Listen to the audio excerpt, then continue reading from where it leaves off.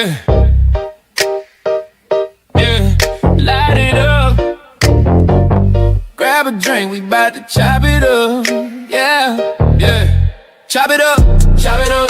We just vibing, never run. Real talk, no filter, no front. Laughing loud, that's how we run. Chop it up, chop it up. Best nights when the words don't stop.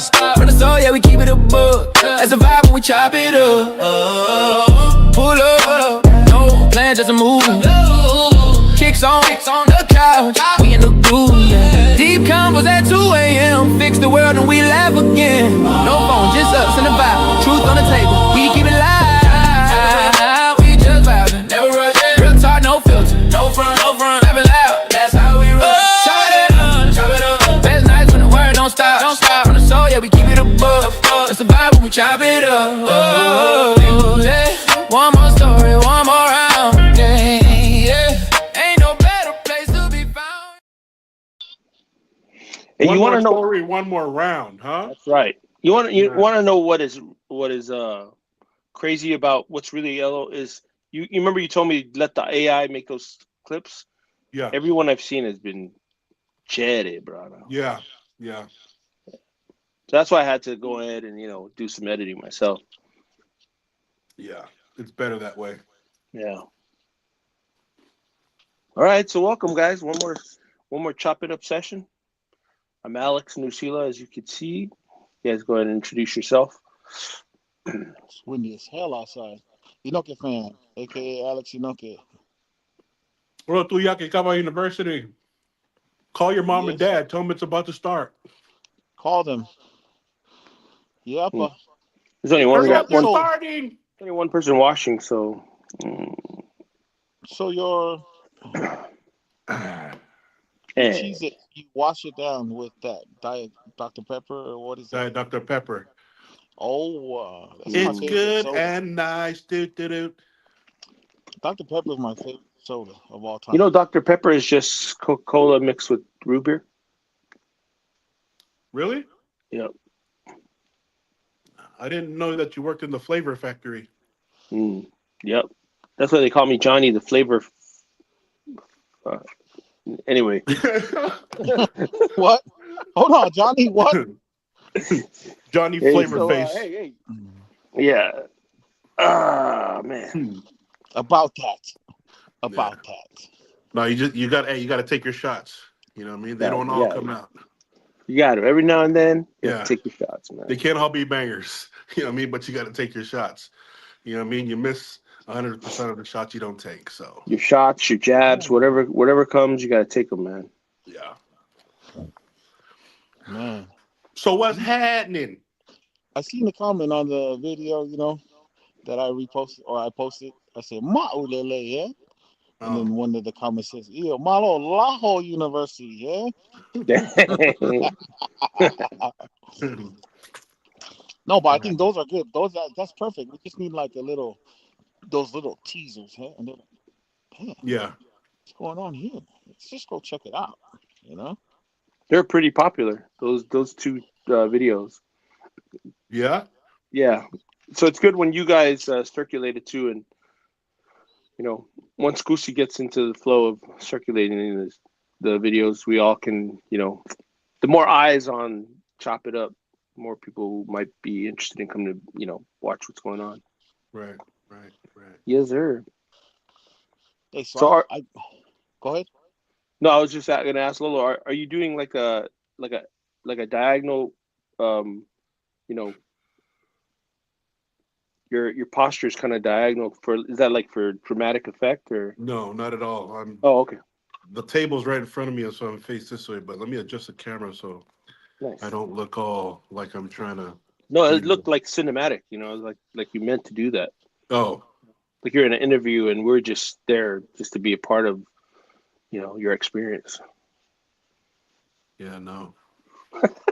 No? I thought you were staring at a TV or something. One more bucket, 1 more hour.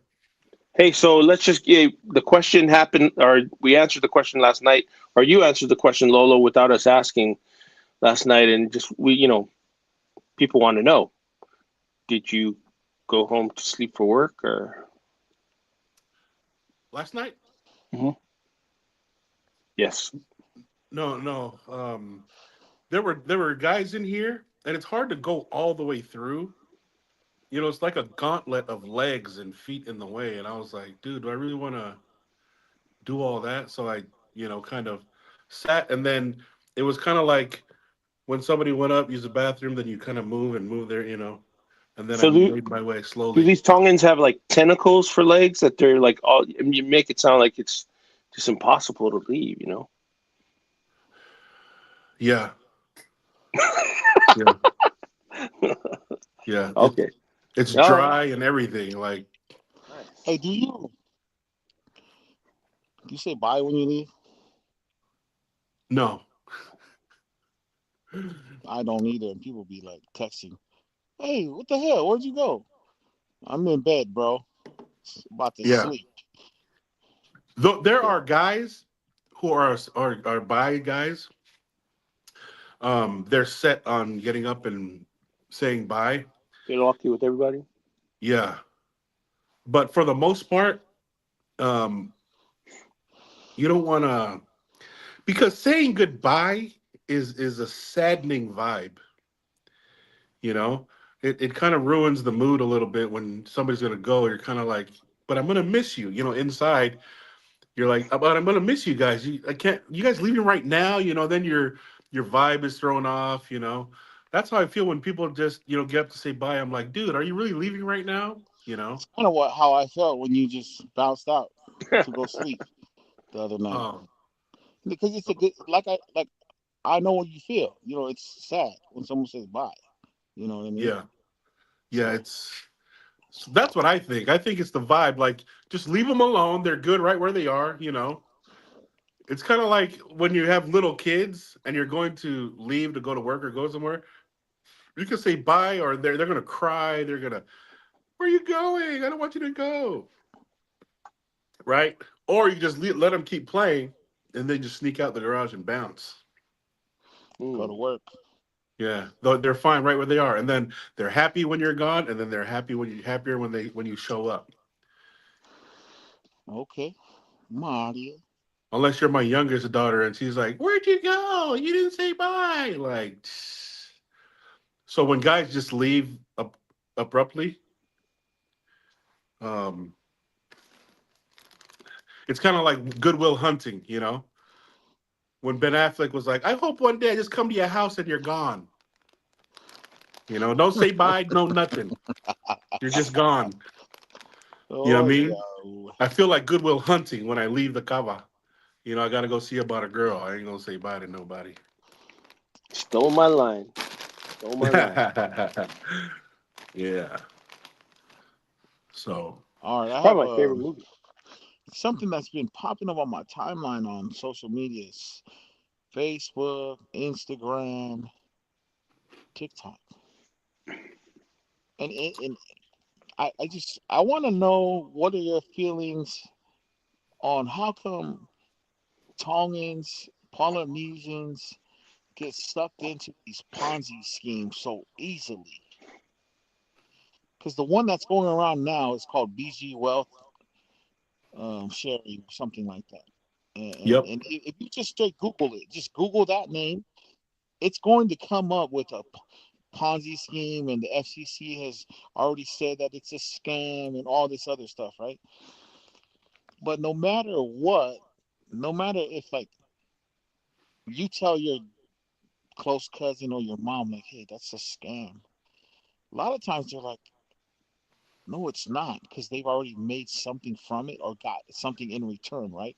So they feel like, oh, this works. But that's what they want you to do. They want you to feel like you're getting something, and then the more you're into it, the more you invest, and then boom, everything implodes, and now you've invested your whole life savings, and now you're not getting that back. Because they just lure. That's how they lure you in, right? But I've noticed it since I was a kid, bro. Like Dongi Tupe, those types of things. It's like, holy, what are you guys doing? The waterboard. Remember those? Yep. And the thing is, if you get in early, right? Get in early, Yeah. you start making money. The people Right. at the tail end are the ones that get screwed. Yeah. I was at the tail end of the water boards. But why do you 5 think? different boards. That's But why do you think? $500 each. Oh yeah, well, me too, bro. I feel your pain. Yeah. And I hit up all the people that got me in. I was like, hey, bro, I need you to run me that money. Y'all just straight up, nope, hell no, nah, no, no, no. Like, bruh. Yeah. But why do you Yeah. think those things are so enticing or like appealing to our people? It's the quick money thing. Quick money scam. That's a quick money, Yeah. easy, fast money looking. Because my mom's in the BG Wealth thing. Like here in Trenton, you got probably, I don't know, 150 to 200 Tongans here. I bet like at least 50%'s in it. You know what I mean? And some have drawn money out, because you're in there for 60 days doing those daily trades.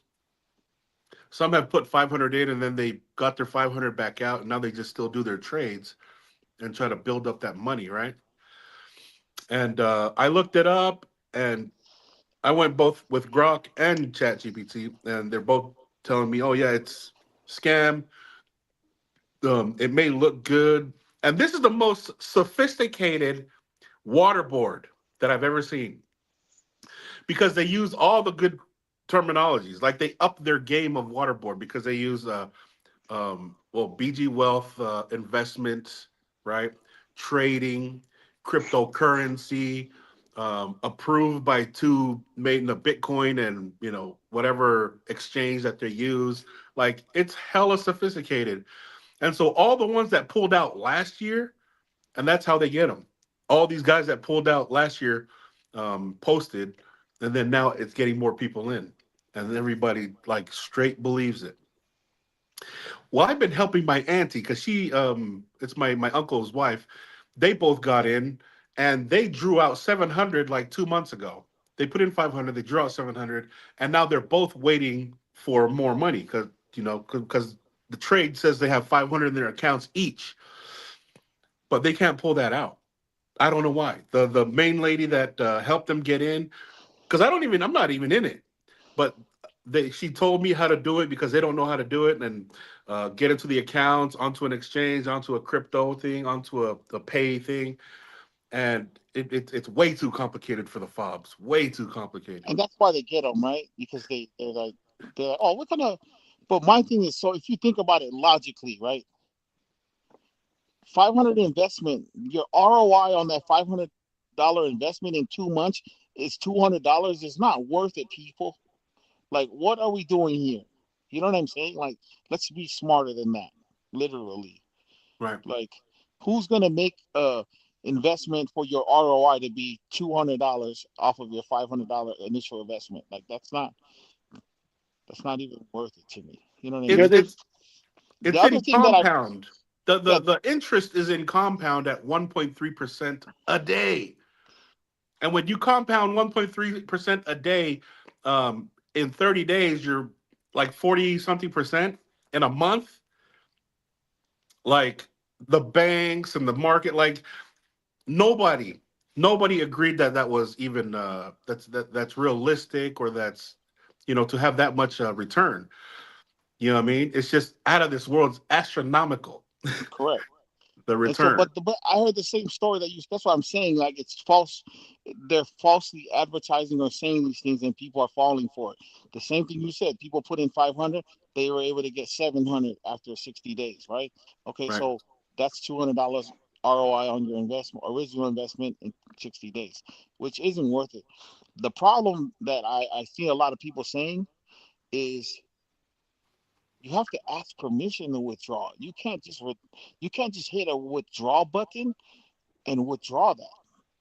It's a You have to process. like it's like this process you got to go through to ask a certain person, and they have to ask a certain person, and then they charge you a fee, a 15 to 20% fee to withdraw the money on top of that. so what would you think would be the flags or the red flags that we can help people to look at to say, hey, that's probably going to be a scam? Because most of the time, to make more money, you have to share the code for people, and they have to sign up with the code. So people go on, oh, so here's this code I got, share it.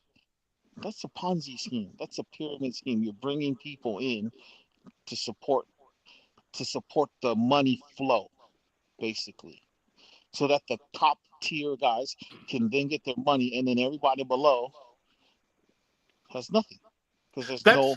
That's the Ponzi scheme of it. But what they do every day is everybody that's in it, right? It's over 1 million people that's in it now. It's illegal to have it in New Zealand, but they have it in different places so I many just read times. And right. So like I huh? just read today, 11 hours ago, that Canada, the ASC in Canada, Yeah. just said that the DSJ exchange is a fraud-based cryptocurrency exchange, and they want you to download that app, right? But that app has malware and things like that in it. Yeah. Um, but I just feel like, man, I get it, get rich quick schemes, and hey, this that, but to make $200 in 6 months isn't getting rich quick. Well, it's I in mean, in 60 2 months. days, but Yeah, in 2 months. but the they give you a calculator. I've messed with this calculator 100 times, looking at what if I put in this much, what if I put in this much, in 30 days, how much would I make, in 60 days, how much would I make, and I'm telling you, it's freaking astronomical, like too good to be true type numbers. Because if you put in 500, a year later, that account would be worth 55,000 or 56,000, right? If you keep that 56,000 in there, 6 months after that, it's going to be worth $500,000. That's where I was like, what? But so Yeah, and that's why. the calculator is probably set up so that as you put numbers in it, it makes you feel like, oh my gosh, I'm going to make this much money, man. This is what I need to be in, you know? Yeah. And that's what gets the people, right? That, oh, Right. 1 million. Oh my gosh, in 1 year? Yeah. Yeah. Crazy. So we could sit here all day and talk about like how, because we know us three as intelligent human beings that it's a scam, right? But how can we tell the average person, hey, that's probably a scam without just saying it's a scam? You know, there has to be like a way that we can tell them that, look for these red flags, right? Right. What do you And think those would be? there have been complaints of people not being able to pull money out. But the thing that I don't know, because everybody is sent a code twice a day, you take that code, you copy it, and then you paste it into the exchange twice a day. That's all you have to do. Yeah, And but they're the calling exchange it thinks, trading. They're calling it trading. Taking, but copying, and pasting. Like that's what they're calling trading. So you're not it's not actually because trading, it's not but because those codes are generated by the BG Wealth people. The app is created and generated by the BG Wealth people. They control all these algorithms and things like that. So everything they do, they have control of it. So those codes that are being sent out are, yeah, they're saying you're trading those codes, but you're putting it into this app that is made by them. So it's just making these numbers pop up and whatever, generate and however they do it. So, but it all comes back to one. It's under one umbrella at the Yeah. end of the day. you know what's crazy is even the main guys have said that they're giving the entire thing 10 years to collapse. So it's inevitable. That's what they're saying. They're saying that it's going to collapse in 10 years from start date. Now, some people have said it started 2 years ago. Some people have said it started 6 years ago. So they're not really sure, when it actually started or when collapse date is, but they do predict it. Like they told everybody, obviously it's inevitable that it's going to collapse in a certain amount of time. And I was like, inevitable? Why would What we the want hell to be kind a of part of that? investment is that? Huh? Why would you want to be a part of something that's inevitably gonna go wrong? So I would tell everybody, hey, get in and get your money and get out. We don't know at the actual time that it's going to collapse, So I need to find this. 3 years ago in this garage that I sit in, these guys came in here one of the guys that I know I mix with normally invited them over. They told them they had like a business proposition, whatever, and it was the same thing, but it was called something else that came from China, Chinese guy that did it, and then I'm just sitting here listening, right? And all these guys are around here at the fight. Oh man, I'm gonna meet up with you tomorrow. I'm gonna invest 1,000. I'm gonna do this. I'm gonna do this. But in my head already, I'm like, this is a scam, bro. Hold on, man. Right? Sure enough, after the fight was done, I went on my laptop, looked up the name of the thing, saw all these reviews. The dude that started, that was doing the current thing, already had one that was already that he got caught doing and shut down. So they renamed it into something else. And it was the same thing, like a crypto virtual currency type deal. It was the same exact thing where they had their own app, they had their own thing. It was the same thing, bro. And the Right. guy that was here, like, showed, he went on this whole spiel about Harvard University, and he gave passed around this Bitcoin, this actual coin that was supposedly a Bitcoin coin. I looked it up. You can get those on Amazon for $3 or whatever. Right. You know what I mean? And it was like they were so convinced about this thing, and I'm like, bro. So I called the young guy that was here. Was like, yeah, I'm gonna go tomorrow, meet up, and invest like 5,000. I'm like, bro. I sent them Damn. the. I said, hey, you do what you want, but here's the information, bro. I sent them the information I found. Boom, and he was like, oh yeah, I never met up with them. But it's like, bro, you guys. I get it. If you come in there and get your money, okay, cool. But the long term, at the end of the day, it's a scam, bro. Like the lady that went to jail, her name is Delila Siola Yeah. Walker, Yeah, that that's went to her. jail in New Zealand. Yep. So that's what I would tell everybody: get in and get your money, get out, because nobody really knows the true start date or the true collapse date, but they've already told everybody. But at that point, you know, Yeah, there's banks sure have this kind of this psychology and this ideology. I think I've heard some people call it the bag of treasure or the bag of gold philosophy. And what it is that if you had a bag of gold or treasure, right? Would you share a lot of information about the location, or how easy it is to access this bag? You'd probably hide it. You'd probably keep its location secret, right? And that's what a lot of people who have wealth have. So when people come out to say, "Hey, we got this way you can make money," and they're sharing this information freely to you, uh, the valuation of that information is probably not valuable. It's probably a disadvantage to you. You know what I mean? So yeah, I think one thing we could tell a lot of folks is that, look, just look at the type of information that they're giving to you. Is it information that's hard to get? Do you have to go through a certain amount of money or a certain amount of like education to get that information, or is somebody just handing it over to you? Because sometimes when somebody's handing over to you, they're doing it to their benefit and to your disadvantage. And I think with a lot of like Amway to whatever this thing is, I'm not familiar with it. It seems like, hey, it's real easy, and then like they're kind of like working on people's FOMO. Everybody has a fear of missing out on making that money. right. Yeah, so it's that, and it's the greed, and it's for the person who starts it. Of course, they're going to probably make money, but the person who's downstream, probably the bottom of the pyramid, they're Always. probably gonna they're probably going to be sucking. And then it's crazy when you go to these. I remember Amway used to have these things where they're like conventions. The guy's up there showing his house and everything. Well, of course, because you're one of the first people to get in there. That's why everybody else is sucking with the garage full of shampoo and you know dog cleaner or whatever. But no one sees that. Everybody just wants to. I guess it's the greed in the average human that wants to make money, wants to have that quick wealth. You know. Yeah.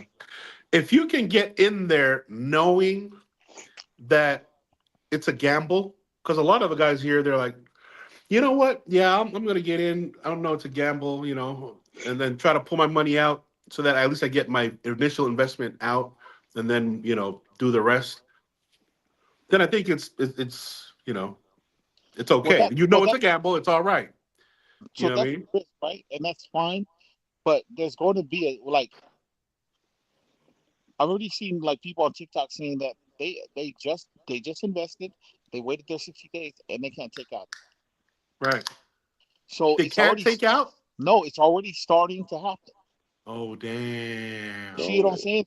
So now Oh if you share the damn. code to 1 million people this week, and 1 million people nationwide give the company $500, and you can't cash out, bruh. that sucks. It's just like the Yeah. talking tupe. So back in a few years ago, the talking tupe, that person walked away with scam people out of $13 million, bro. Damn. Must be nice. Right? Scammed. You I'm know, like, if it it's finally got to us, I feel like we're pretty much the tail end. because I mean, it's they didn't initially. I don't think they initially told us or got us to join. I think we're probably the final frontier. You know. Final countdown.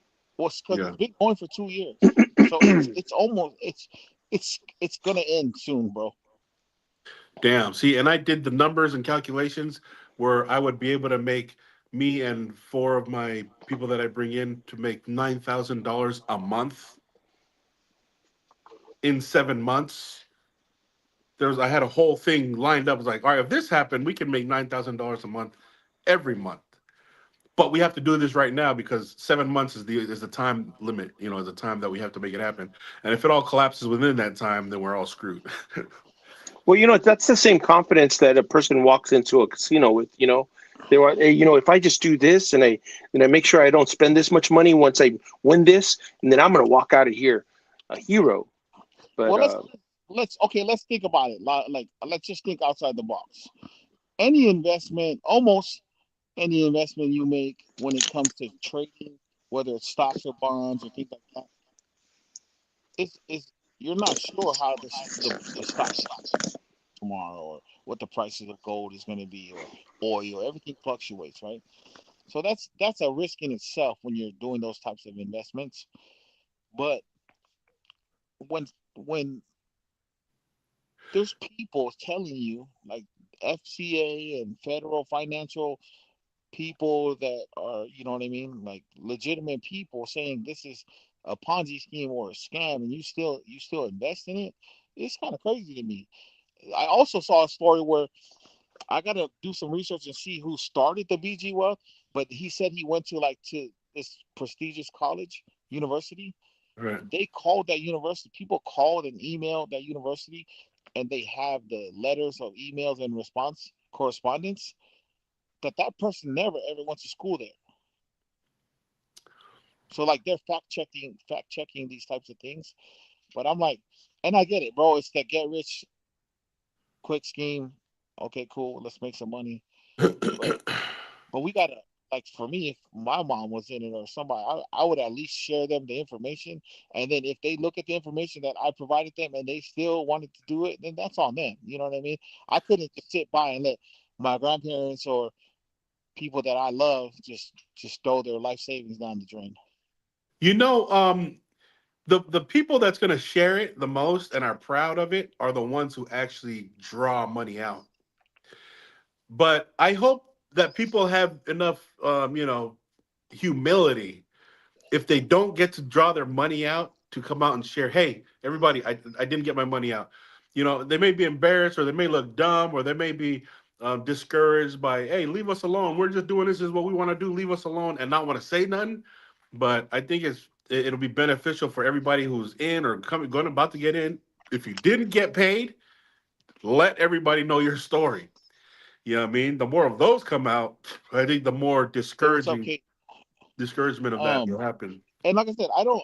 People have been taking money out, and that's no doubt. There's proof of it, right? But I read a whole bunch of comments on TikTok, and when people are posting and saying they didn't get money out, this one same account is always the one replying, and they're like asking for answers, and then they leave them. There's 5 days ago. There's no response since 5 days ago. Question. So it's like, okay, you're saying that it's true and it's real, but why are you not following up with these questions that you were answering at one point? Right. No, it's a process. The drawing out of the cash, you have to get on this hyperpay app, and in the hyperpay app you got to go down to the assets area, and in the assets area it'll show you how much is in your account. Then you got to withdraw, and from the withdrawal it takes you to a coin, and from the coin it takes you into another crypto something account. Like, it was a freaking process. I was like, damn, I'm surprised there's hella fobs in here trying to get on this, because I mean, I almost got lost in there, and that's just to pull the money out. It's crazy. So just for that purpose alone, that being, jumping through hoops and making sure, and you have to put up enough identification to make sure that it's you, and they give you a percentage, a score, an identification score, your ID, your face recognition, and they give you a score up to 30 or 40, and I think it was 40 to 60. As long as you get your ID score up, they'll let you into the next stage or the next phase, you Come know. on, And I level was like, up, my nigga. dude, heck yeah. Shut up. So look, check this out. DSJ Exchange is widely considered, that's what they use, the DSJ Exchange. Right. Is widely considered a scam and is flagged by multiple financial regulators for operating without proper authorizations. Right? And then it says here, DSJ Exchange has been linked to Ponzi scheme and pig butchering frauds, which users are lured with promises of high return and later prevented from withdrawing.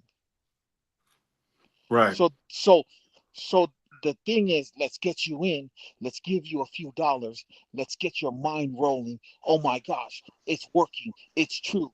Okay, boom. Now let's put 20,000. Oh yeah. Oh yeah. Now let's take out 50,000 because my account says 50,000. Let's take it out. Yeah. Sorry. Yeah. Have a nice Yeah, one. but you got to admit, they're probably, you probably know a bunch of people, even some of your relatives, that if you tell them this after they're in it, they're like, "Saibeya, güey, it's just a game. I'm just, Yeah. it's just a little Yes. quick penny. So, Yes. True. Damn. True. They're gonna be like, "Let me go. I beg keep faying up eh? Na lava, eh? yeah, Like, who keep food knows? Who up knows? or Yeah. just in case it might work is a lot of their thing. And my mom's one of the biggest scam believers there is. Like, my mom's brother came up, like, I can't remember how long ago it was, but he came up with this scam from the Philippines, and there was gold out there, and it sounded like an Indiana Jones movie. That is what he was explaining. My mom got into it, put in hella money.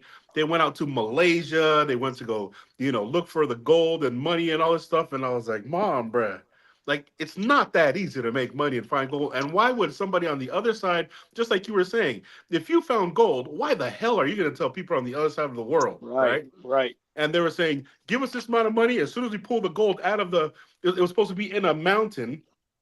And in this person's wrist was a chip that he got from his father, because his great grandfather put the technology in the chip, and he's supposed to wave it in front of this mountain, and the stone moves from this technology, and then it's filled with gold. And so this $10,000 is going to come back at a million, whatever, right? Oh, that sounds Oh, legit. it's so Yeah, it's that sounds right. Jumanji.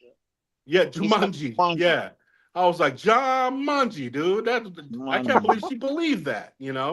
So she's all up into those, Quick scams. penga. She was in the Tongi Tupe. You know what I Oh mean? no. And I was like, dude, are you stupid? You know what I mean? What the heck? So, and now she's into this. Now I told her, Mom, bruh, I mean, I don't know how many times, fool me once, fool you twice, fool you three times, and you're still gonna put money into it. But she's like, say, paya, my wife and my daughter, nga paya. Ke ila me me so they can hama and now she did lahi. And I was like, And that's the trick, right? That's the trick, right? Like yeah, with you, what did you say, Avon before? What did you say, Lucila? not Avon. What's Oh, the other one? Amway. Yeah. So they put these people on pedestals, right? Like, let's say they started and they're like, oh man, now we're in Lear jets and we're traveling across the countries to go to lunches. I know people that have been in Amway for 5+ years, and they were told, "Oh, you're gonna quit your job in 6 months or less, still working the job." You know what I mean? And then and then they tell you, "Okay, let's you have this Amway store, but you have to enable to keep the store up. You have to purchase these products from this So much store." inventory, yeah. So you Right. investing in that, and you bring people on, but you have to buy stuff from your own store most of the time with your own money to just keep it alive. Like, I'm like, bruh, don't you see? It's a revolving door here. It's not going anywhere. It keeps ending up at the same location here, buddy. But So this is a question, right? Let's say somebody came up to you and said, "Hey, this is the beginning of this. It's a Ponzi scheme. Look, it is what it is. But if you get in on this level, it's the beginning. You're gonna make money. You just got to be in on the got to be in on the game. So would Right. you be interested in something like that? bro, I told my wife when I got scammed out of that watering board, I was like, imagine if we were the first ones or one of the first. We'd have been rich. You know what I mean? Because I personally know people that watered out like 12 times or more, bro. Yeah. Leo's one of them. Like straight up money, bro. I have no idea what that is. What is waterboard? So in the water board, it goes like this. You water somebody with money, and then they'll water you back at the end. So there's a whole graph. 8 people throw in $500. They give it to somebody. That 4,000, right? It goes to somebody. Yeah. So it goes one person, and then it goes two and three, just like it was a sideways. Yeah, it could be a pyramid like this, but the way they showed us was a sideways pyramid, and then there's 8 names at the end, and so one goes here, and then 8 gives them that, and then you go up, just same movement of a freaking pyramid scheme, dude. Oh my gosh! So I got in on 5 different boards, but I had been on the tail end of every single one of them, and I thought I Um, was in early. But apparently they had different people setting up these boards to water themselves and to water their own people. And then eventually you would think going through it's only 8 people down. Your $4,000 is only 8 people away, but no, they It's set it up hard. so that they ripped everybody off, and the wow. dummies are the one like me got on just random water boards. I And didn't see, know anybody who was running them or anything like that. I just jumped in on a bunch of random ones. So I was a dummy, and then they watered everybody else. You know what I mean? So there's a whole How bunch of long stuff ago? like that. That was like 2018, 2019. yeah, I've never Yeah. heard of that. Yeah. yeah, it was like bad, bro.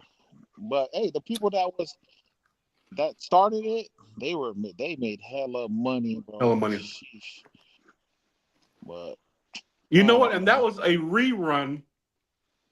So that was 2019 ish, which was a rerun from something that they did in 2013 ish, yeah. So every 14 ish. things are coming up again, right? And then Yeah. it's oh my gosh, here's another opportunity.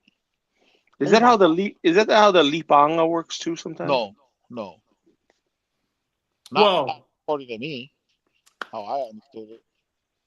the principle is the same. The thing with the Lipaanga is everybody in there knows each other.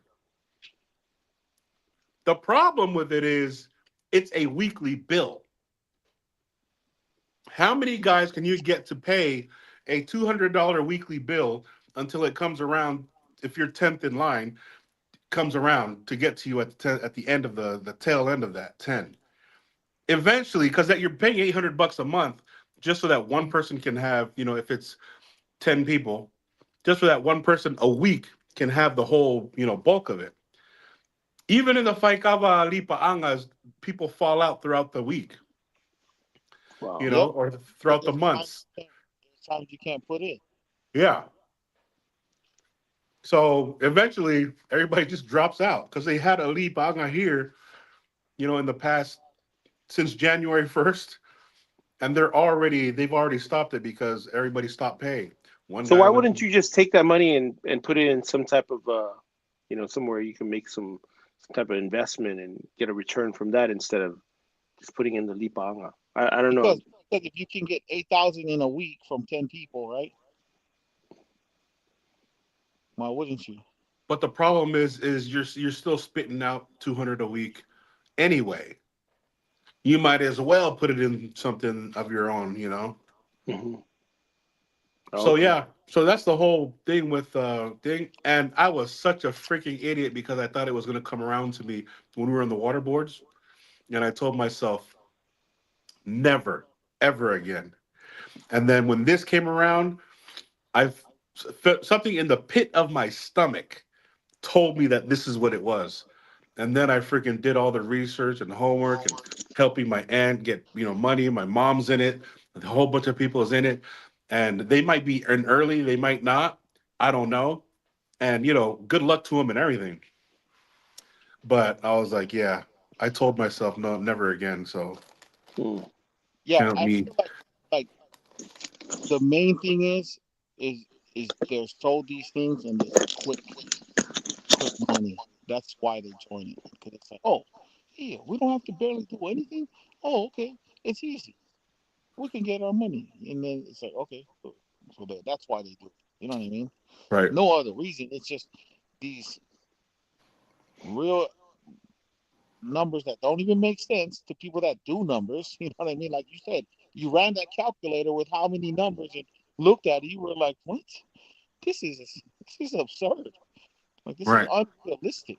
You know?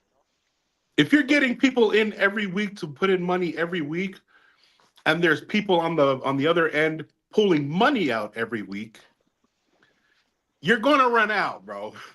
You know what I Yes. mean? It's no different. You're gonna freaking run out because there's guys out here that are every 30 days pulling out every 30 days, right? And then there's people leaving in there and for however long. And then there's people getting other people in. And so when they get other people in and get them all in, there's still people pulling money out every 30 days. Like they're gonna run out. You know what I'm saying? So but they already tell you it's already predicted that it's gonna collapse anyway. It's inevitable. So good luck to everybody who's in there. Good luck all in. Good luck. You know what I mean? All I can say is just, hey, do your research. Do your research, man. I just, I'm good. I would never, ever. You burned Again, me never once. ever again. Yeah, you burned me once. That's all I need. I learned my lesson. I'm good. Yeah. I ain't good. Hey, Yeah. I ain't gonna lie. I was tempted to jump in, and I was gonna jump in big because of the calculation of I'll only be in 7 months, and if I don't get any pay after the 7 months, then it's whatever. Right. But But I did you know what the calculation was that they were giving you? Did you know what the equation or whatever they were how they were calculating that? yes, yes, I did. If you have 20,000 in there in your primary account, every month it $9,000 adds to your account because there's 20,000 already in there. So I was going to get myself with $5,000 up to 20,000 and get the other four of my kids and wife and everybody, or so that there's five of us. Try to get to share all the accounts until all five of them were at 20,000. Till we're trading at 20,000. That way, all five of the accounts makes 9,000 every month. And if we can, and that can happen in 7 months. If we can draw the first draw, 9,000 out of each account at the 7th month mark, because there's a primary of 20,000, and it spits out 9,000 every month, I'd be cool. Because whether or not I get it in the second month, it was whatever. Um, and that was the whole calculation I was gonna jump in with. But now I'm like, damn, it looks like it's on the tail end of it. I'm not sure. I don't want to put that much in. You Yeah. know.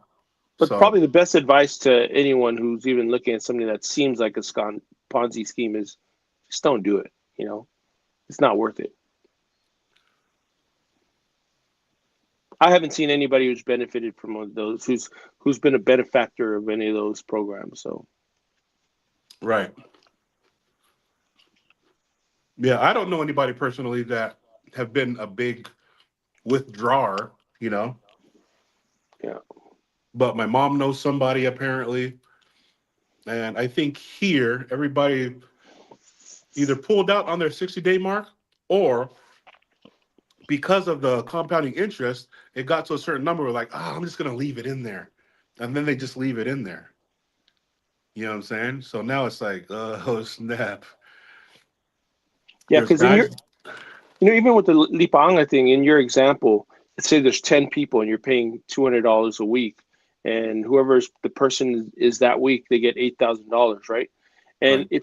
if you're someone who has some, you're morally sound and you're someone they can trust, that means you have to put in $200 for 40 weeks to make sure that everybody gets their $8,000. Right. And in my mind, it's not a good investment. I mean, unless you could trust everybody and you could That's trust yourself to have that, quarters of a year. that's 10 months. Yeah. So Holy. that's a Yeah, huge commitment. that's like working 10 months and not having one sick day. Right. Like Or you nothing's could have happened, no you could have emergency. you You could know have what I mean? taken that Like, cash and you could have invested into or did something so that you could make money from that cash probably more productively than just the lipanga. No, but once again, it's not even about all that. It's the thought of making money really quickly for these people. That's what draws them in, right? And then the stories of, oh, nakishoka man, na nautoho ay 50,000 or whatever. You know what I mean? So when they hear these stories, it's like, oh my gosh, yeah, I know those people. And it's like, okay, if they can do it, then I can, you know? I remember being in a lipaanga in California. I was staying with my uncle, and I was just married, just like a year or two. I was staying with my uncle, and they were having a lipaanga in their thing, and so I jumped in on it. Right. So the first week I paid out or whoever $200, and then the next week it was my turn, and it was 4 grand. Right. So I took that 4 grand and I went and bought a suburban, and then I packed everything and moved to Utah.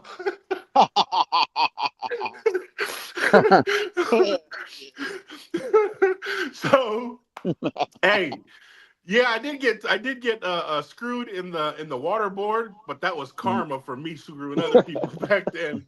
You know what I'm saying? So that luck Dang. came around for sure. So He said, hold on, man. Yeah, ride and we out. Pack your stuff, we leaving. yeah, Yeah. left, and we were living in Victorville. My week was week 2. Packed all my stuff, bounced. I think I've been to that house. It's out in the boondocks. You got to drive all the way into the brushes, man. Yeah, yeah, Yeah, that house. Yep. yeah. I don't know what it was my dad needed to grab from either your uncle or somebody, but that was Yeah, crazy. my mom's brother lived there. Yeah. Yeah, that's crazy. Yeah, that area is called Phelan, but the general area is Victorville. Hmm. So good luck, all in. Hope everything goes well. You know. Yeah, good luck, everybody. Ah! Um, Or just don't bro, do it. you know what is crazy? Like, I'm really sad I didn't invest back then. It was like 25 years ago, and my boy, he was like, man, hey, let's get in. Just give me like $200. Let's get in on these penny stocks for marijuana. Sean, I was like, man, I don't trust this. Next minute, those things blew up, bro. Hmm. I'm like, Oh yeah, the what? marijuana. Yeah. Wait, It was just penny stock. your son wanted you to invest?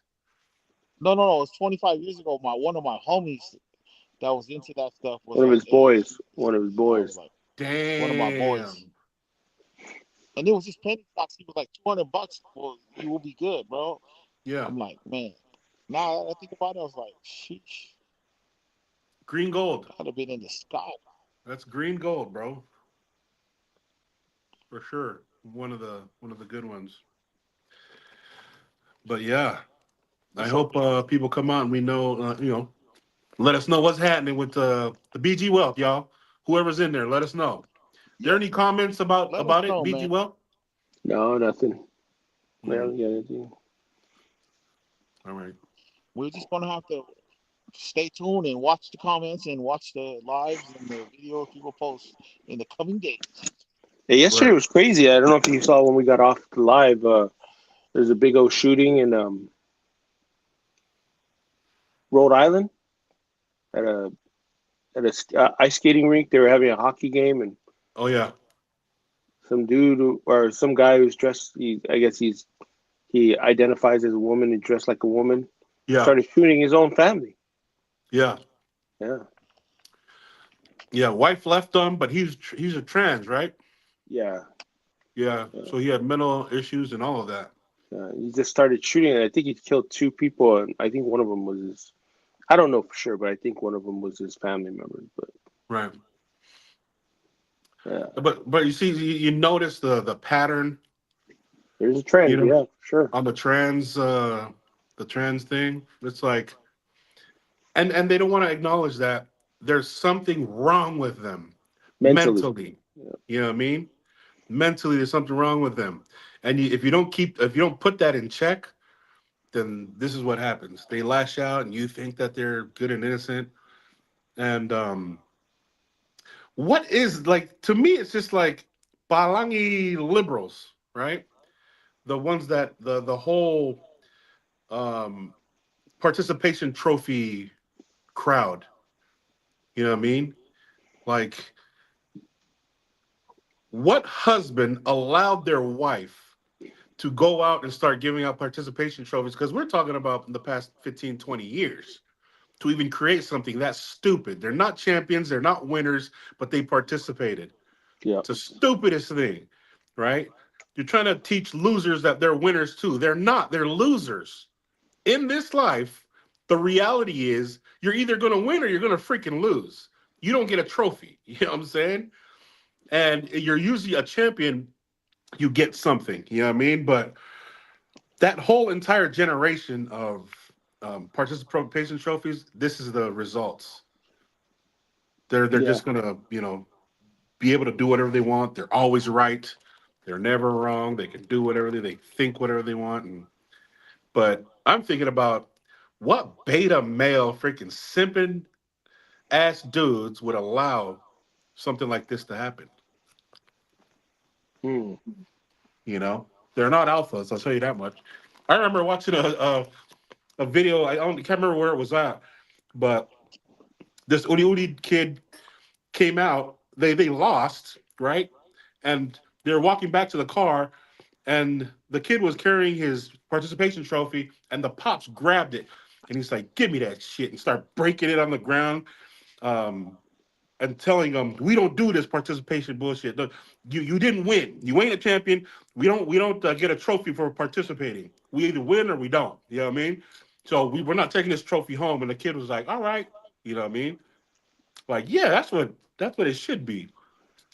But But if you look it up after, like Ray Lewis had a whole little spiel on that too. You know what I mean? Like that is just creating. You're just enabling people when you do that, right? Oh, even though I lose, I can still be a winner. No, hold on, bro. It's win or go home. That's all it is.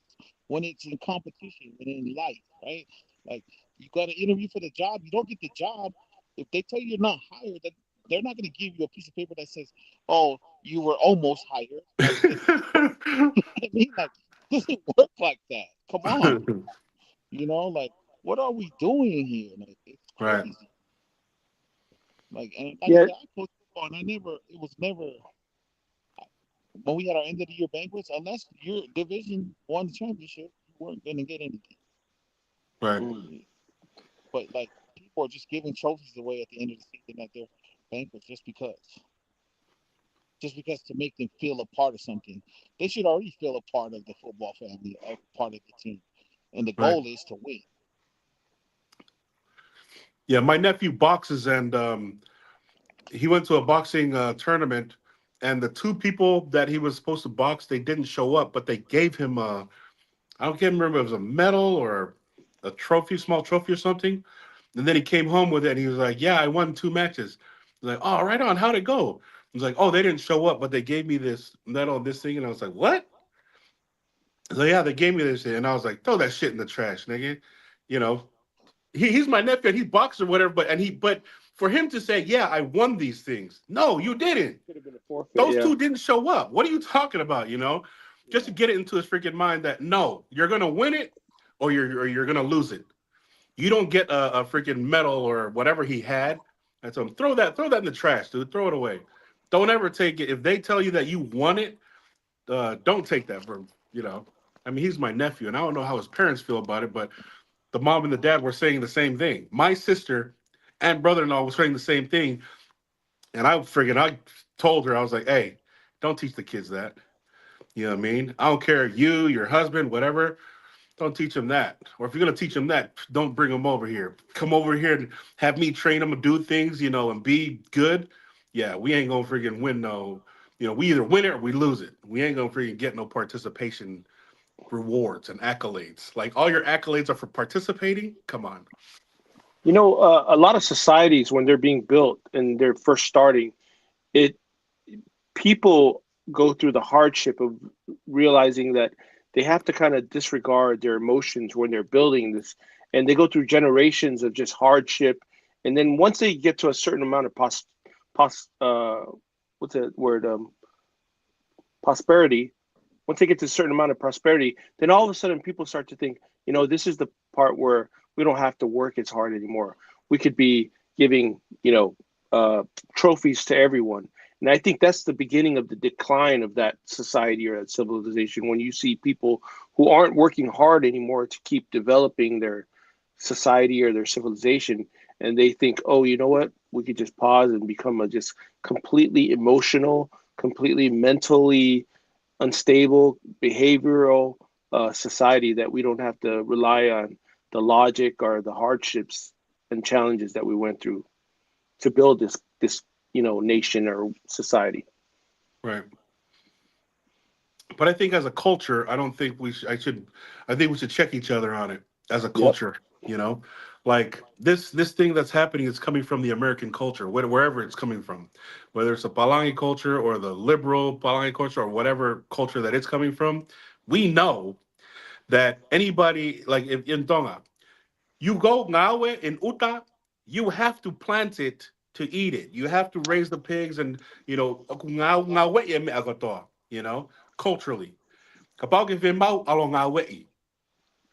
Yeah. And so we got to make sure we maintain that to our kids. Like, hey, you want it, you can have it. Just go Yeah. work for it. That's why it's so hard. Like I was saying, once people become so successful or they feel this prosperity, they feel like, we've made it. We don't have to work hard anymore. And then we don't want, a lot of people at that level when they have kids, they're like, I don't want them to struggle like I did. Why not? That struggle got you to Right, where it is. Why not let them struggle? Why not let them learn that? And then they lose all the skills that you learned in the struggle. And right, when you're gone, they're passing down the inability to struggle to the posterity. right. No, that's a great point because you hear that growing up everywhere. I don't want my kids to struggle like I did. Well, then what do you want them to do? Right? Yeah. Success isn't easy. I mean, that's business. And now they're putting in the woke ideology in business. Like numbers care what you feel. You know what I Yeah. mean? Like the numbers, the market is gonna care what you are, how you're feeling. Nah, the market doesn't care. The numbers don't care. The money is not gonna give a damn. You Yeah. know what I'm Because saying? I hate to say this, but if there was some type of huge catastrophic event where we lost all power, we lost all the energy, the ability to use all the, the amenities that we enjoy in our society, and we return to a state of just survival. I mean, this idea of, just giving everybody the opportunity to feel good about things, that's getting thrown out the window, because if you can't survive, somebody's going to come raid your house and take everything you have, and you could be as nice as you want, but you're not going to survive very long with that kind of attitude. You got to, become somebody who can handle the struggle, so to speak. Right. Yeah. The apocalypse games, video games are so popular because of that mentality. Like, I am gonna go and I'm gonna live off. I'm gonna make it, myself. Zombies are chasing me, but I'm gonna survive. The whole, I'm gonna do it myself. Survive are popular. But I'm thinking, what if friggin' that really happened and he threw all these people out over there? You know Yeah. what I mean? Your friends are gonna be you're gonna want the farmers as your friends. You know what I mean? The people who hunt, the people who grow things, the people who have animals, not the people who know how to use AI for sure. Yeah. So, it's good to be able to use this technology we have here, but you have to retain a certain amount of understanding how to do the do the elemental things, the things that you can survive. Know how to swing a hammer, or understand how to build things, or understand how water flows, builders, builders for sure. right? You know how to build a shelter, how to start a fire. If you don't know how to do those basic things, I, I probably you won't last a week in that situation. You know, Right. so What if they have one? You don't need a roll. They have like 2 years of food storage. your mic is low again.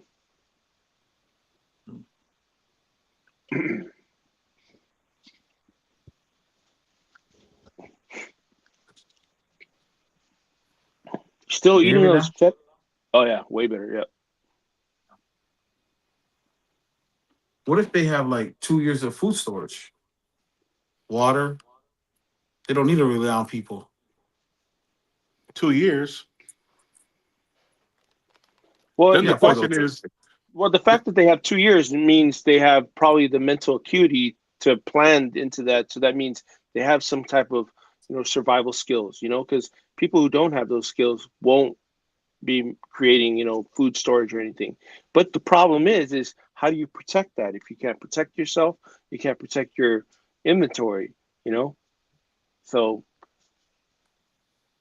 and yeah, then you still have to be able to go out and make a fire. You still have to be able to, you know, react to like a storm, react to water coming into your house, all those things.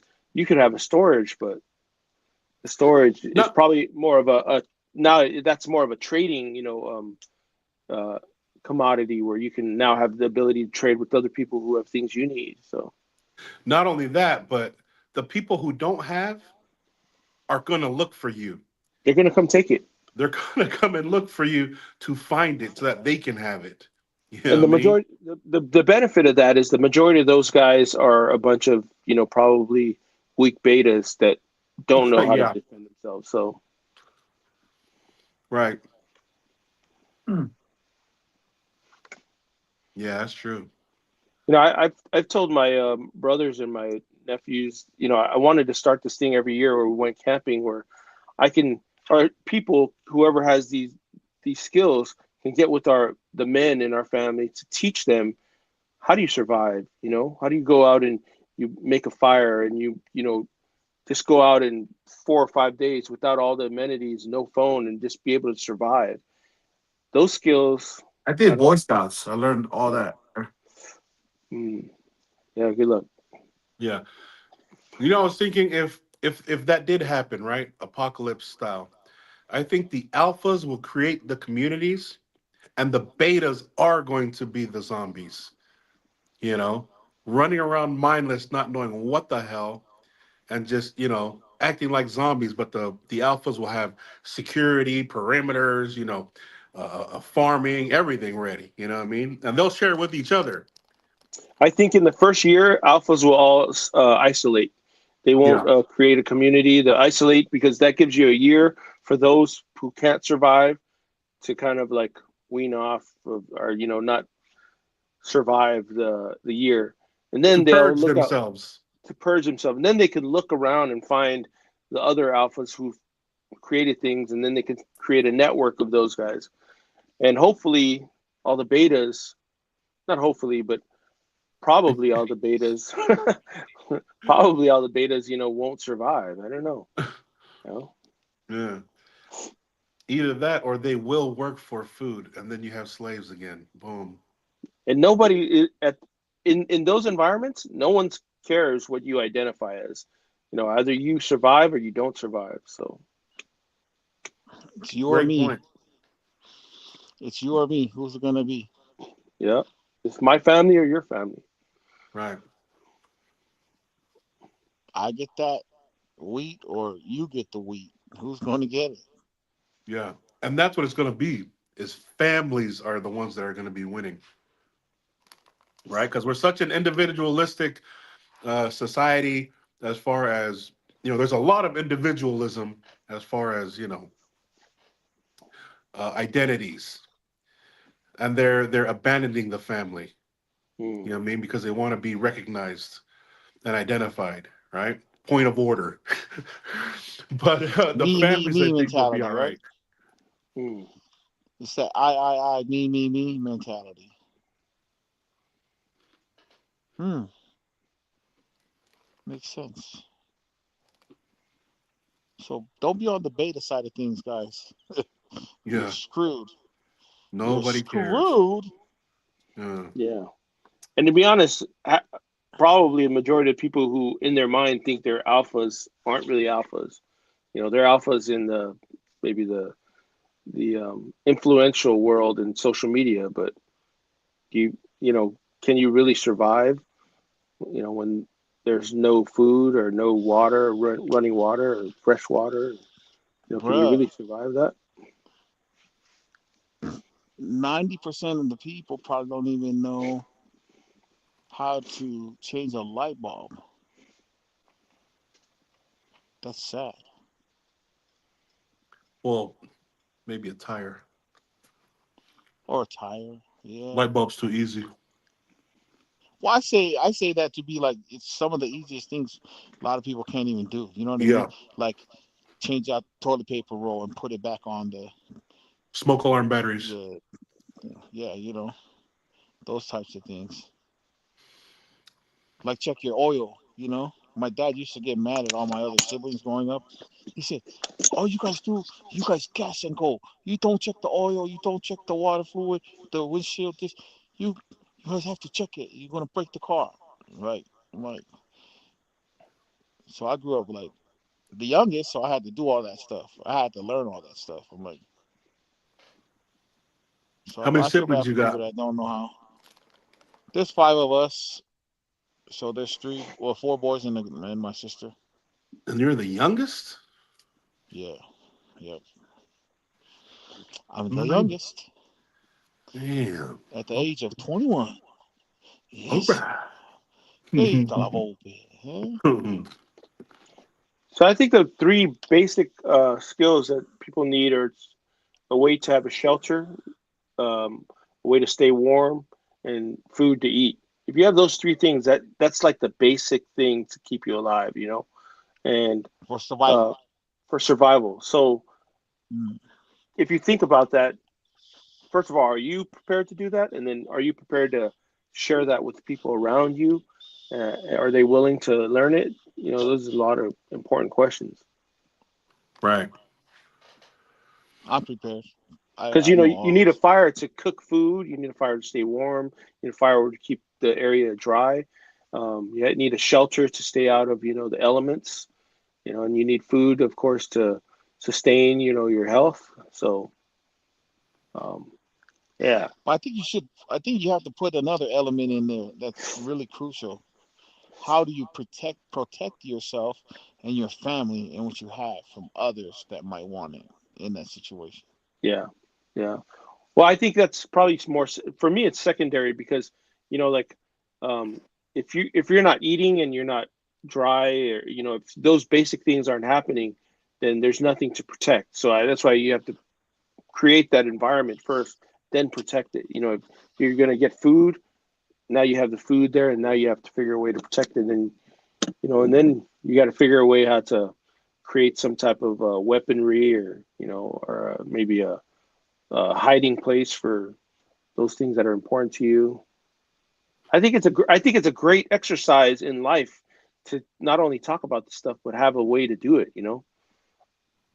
I've been talking to Pam about, like we have this land out here. I just want to go out there and just build shelters and create videos of that, and start a fire. And Franklin and I just make these videos and just put them on YouTube. And Oh Oh, yeah, Malo, you gonna do bushcraft?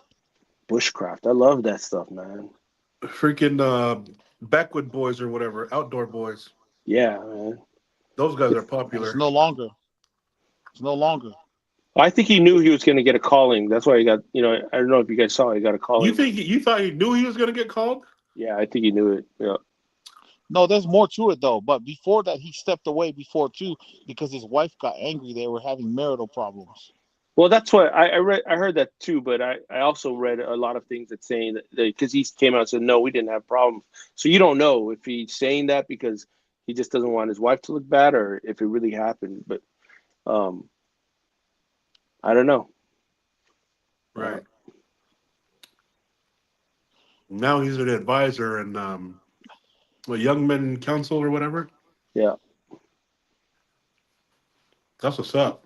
yeah, but he made a grip of money, man. He made a lot of money. Oh So yeah.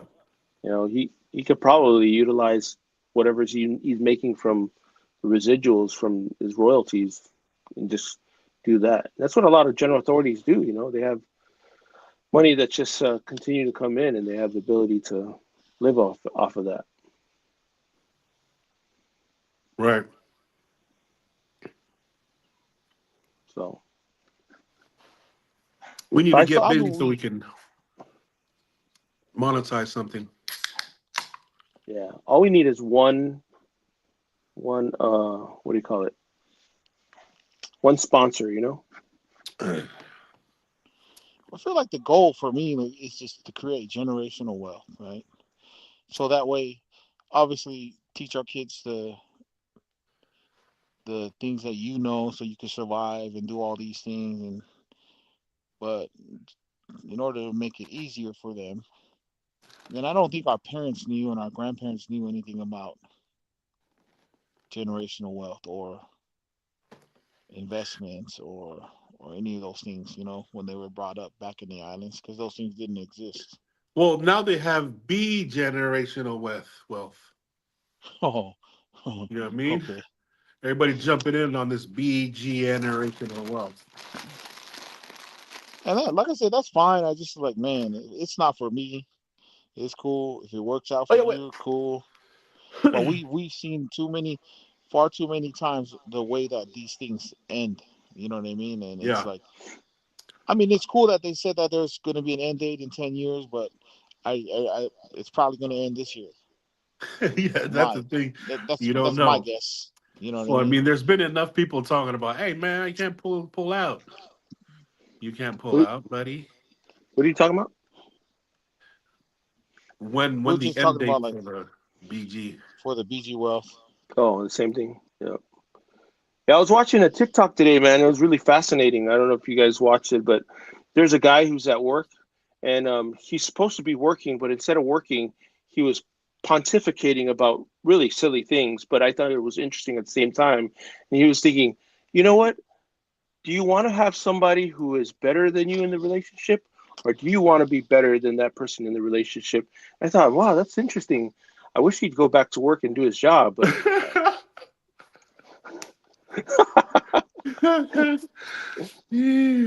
Tell that guy to get back to work. Stop wasting time thinking about waste time things, dude. Oh, frick. oh, did you see that too? Oh, I didn't know. Yeah, It's dude, I saw. I was like, dude, whoever that is, dude, need to get fired for sure.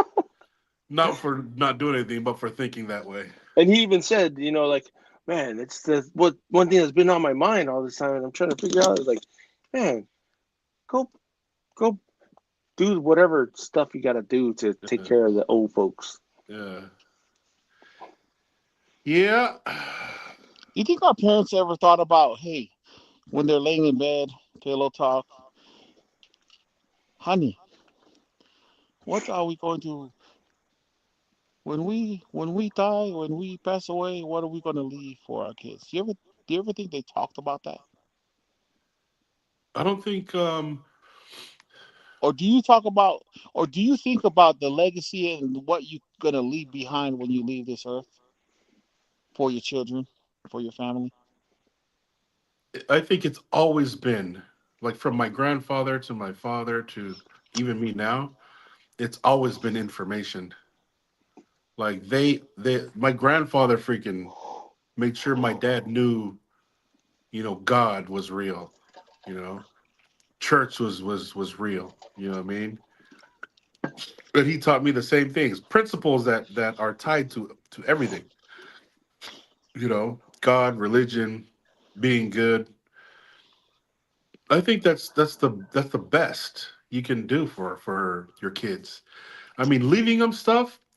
We know a lot of people who had stuff left to them, but they're just not good people, or they're not, you know, equipped with knowledge or education or maybe even experience, life experience. Not that they're bad people, but you know what I mean.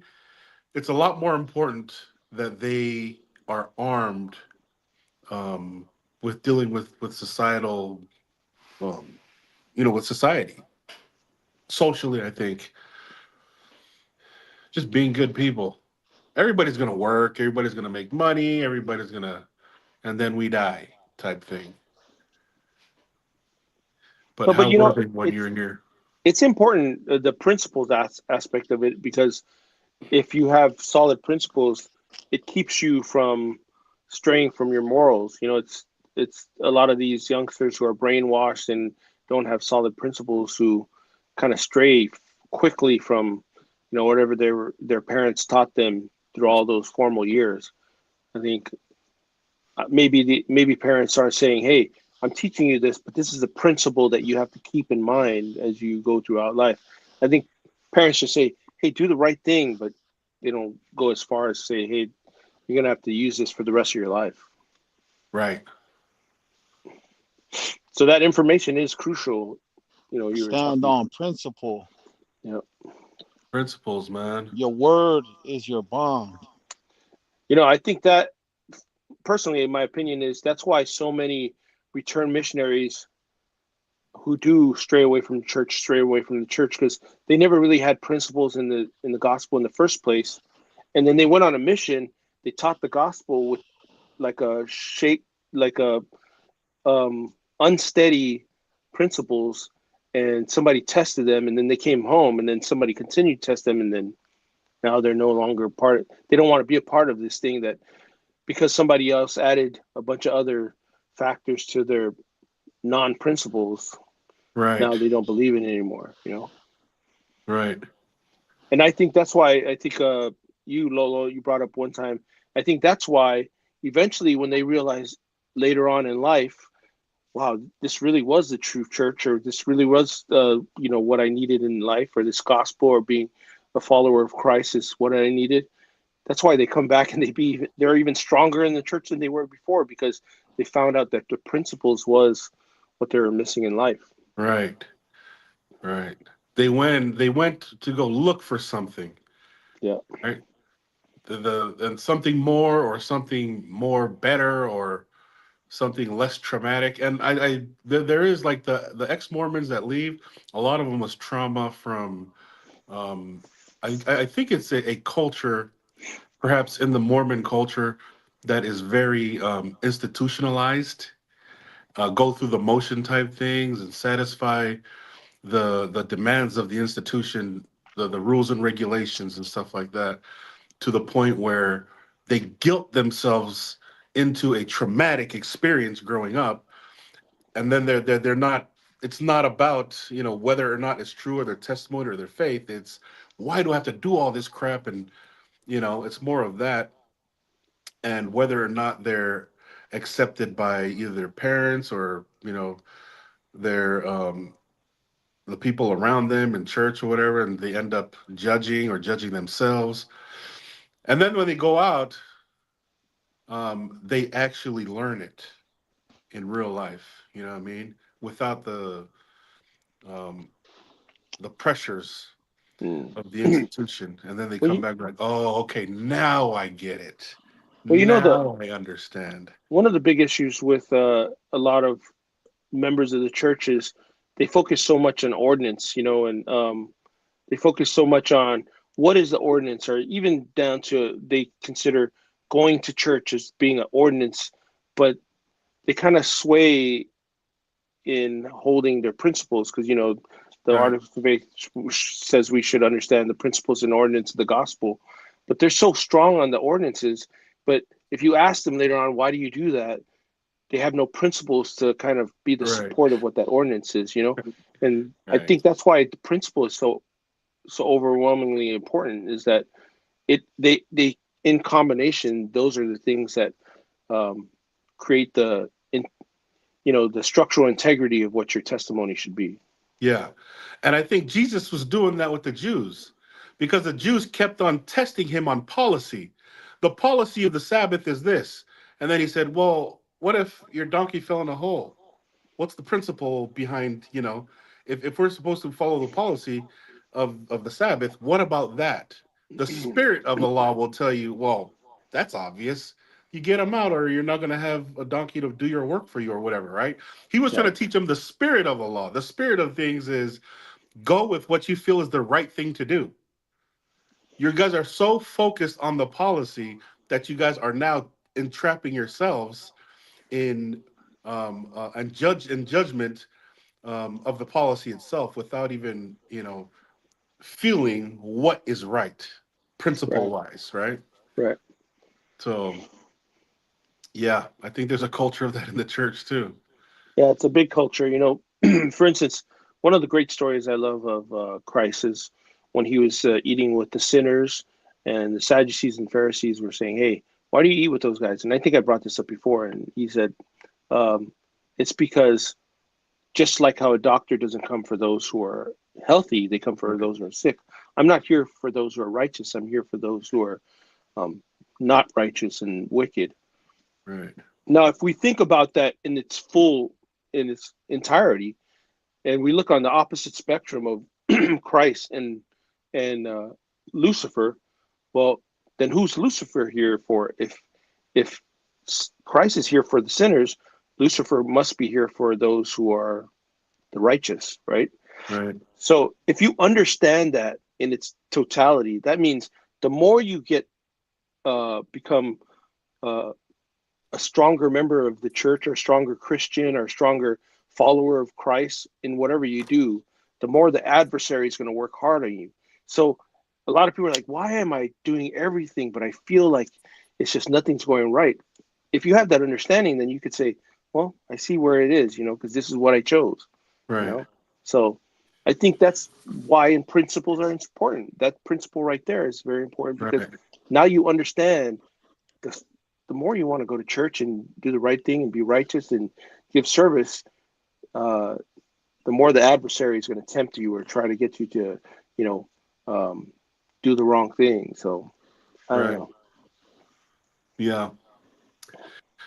The kava, thing in Salt Lake, because it started in the '90s. The whole, rejecting the kava and the kava culture and the use and all of that started in the '90s, and then went into the 2000s. Same thing, and it came to a point where the active church members were demonizing kava guys. Now we became the ones that were judged in our own church by our own people who thought that they were more righteous because they don't deal with kava, right? And then the more the evolution of kava grew in the community itself, to the point where now it's like, oh, now you guys are all righteous, judging all of us, no matter who we are, right? And then eventually they started calling people and giving them callings, right? The original question about the going to the temple, they used to have a question in there, and then they had to take that out slowly but surely. Yeah, because It wasn't a sound doctrine, but Right. yeah, and it it didn't made a come from the division top, between right? the righteous and us. Yeah. So I heard that those were just like bishops and people Making doing up it their on own their stuff. own. It Yeah. didn't come from it didn't come from the top. Right. They just put those questions in there Right. themselves, and that's what I heard. I never dealt with it, but I heard stories of that, and it's like, dude, Yeah, my dad's first cousin was he was our bishop when I stayed in Sandy, and he was his house was a main kava place, and another guy in the ward was a kava place, and so when he got moved from bishop into the stake presidency, he stopped fight kava and started demonizing all the kava guys, and then the kava guys, the kalapu guys in our ward were telling my dad, "Hey, go talk to your brother," because my dad's first cousin. Why is he talking like this about us? He used to be one of us. I mean, he just barely got called into state presidency and then demonized us, right?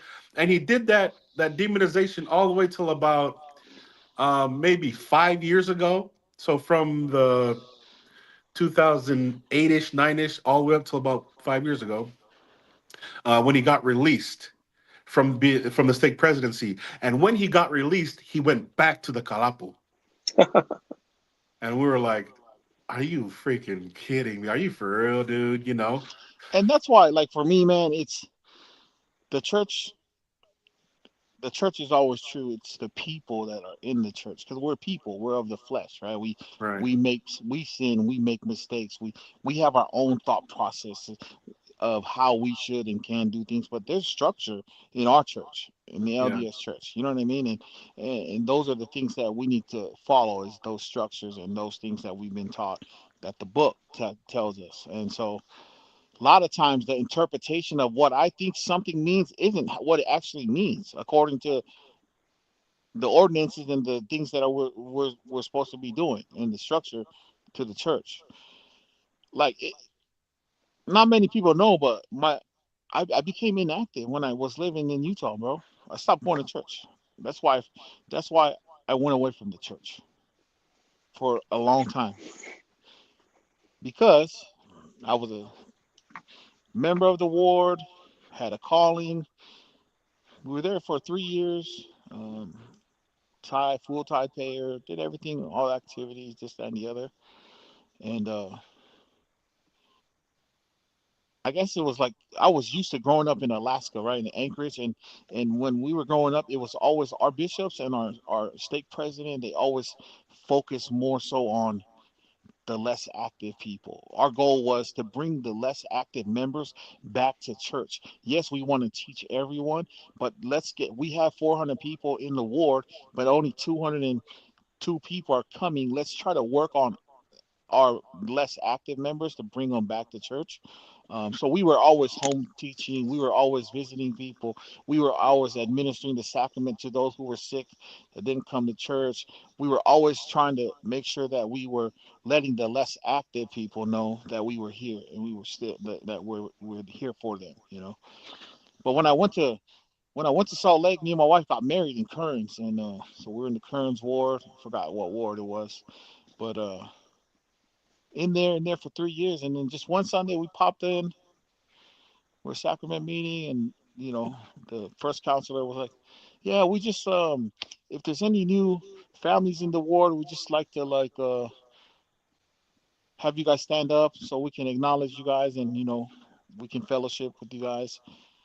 Sure enough, they literally pointed like to me and my family. I've been in the ward for 3 years, so like to me, I took offense to it, and I probably shouldn't have, or some people say I shouldn't have, but to me, it was like, bro, I've been here for 3 years. I have a calling. I was working with the youth, um, paying tithing. You know what I mean? And then you, in front of all these people in the congregation, you point me out and my family, or my one son that we had at the time, like we were just visitors. Like, how do you not know the people in your ward? Especially, it wasn't a big ward. Was this the bishop? It was the first counselor, but he's been the first counselor for over 2 years. They all And he came didn't in know that together, you were in there with the calling? and that's what I'm saying. So that's what, like, for me, it's like I don't know if it was just a brain fart or a mistake or whatever, but I took it personally. Like, dude, I've been coming to church. I have a calling. I'm here every Sunday. All this. We're active member. We're active in all the activities, whatever. We're a newly young couple, you know what I mean, in our 20s. And it was like, bro, I stopped going to church after that Sunday. Never went back to church in Salt Lake, ever. So when we moved it back to Vegas, Vegas felt more like a smaller place. And we had home teaching, we had home visiting, and it was more like what I was used to growing up in Alaska, the tight knit ward and things like that.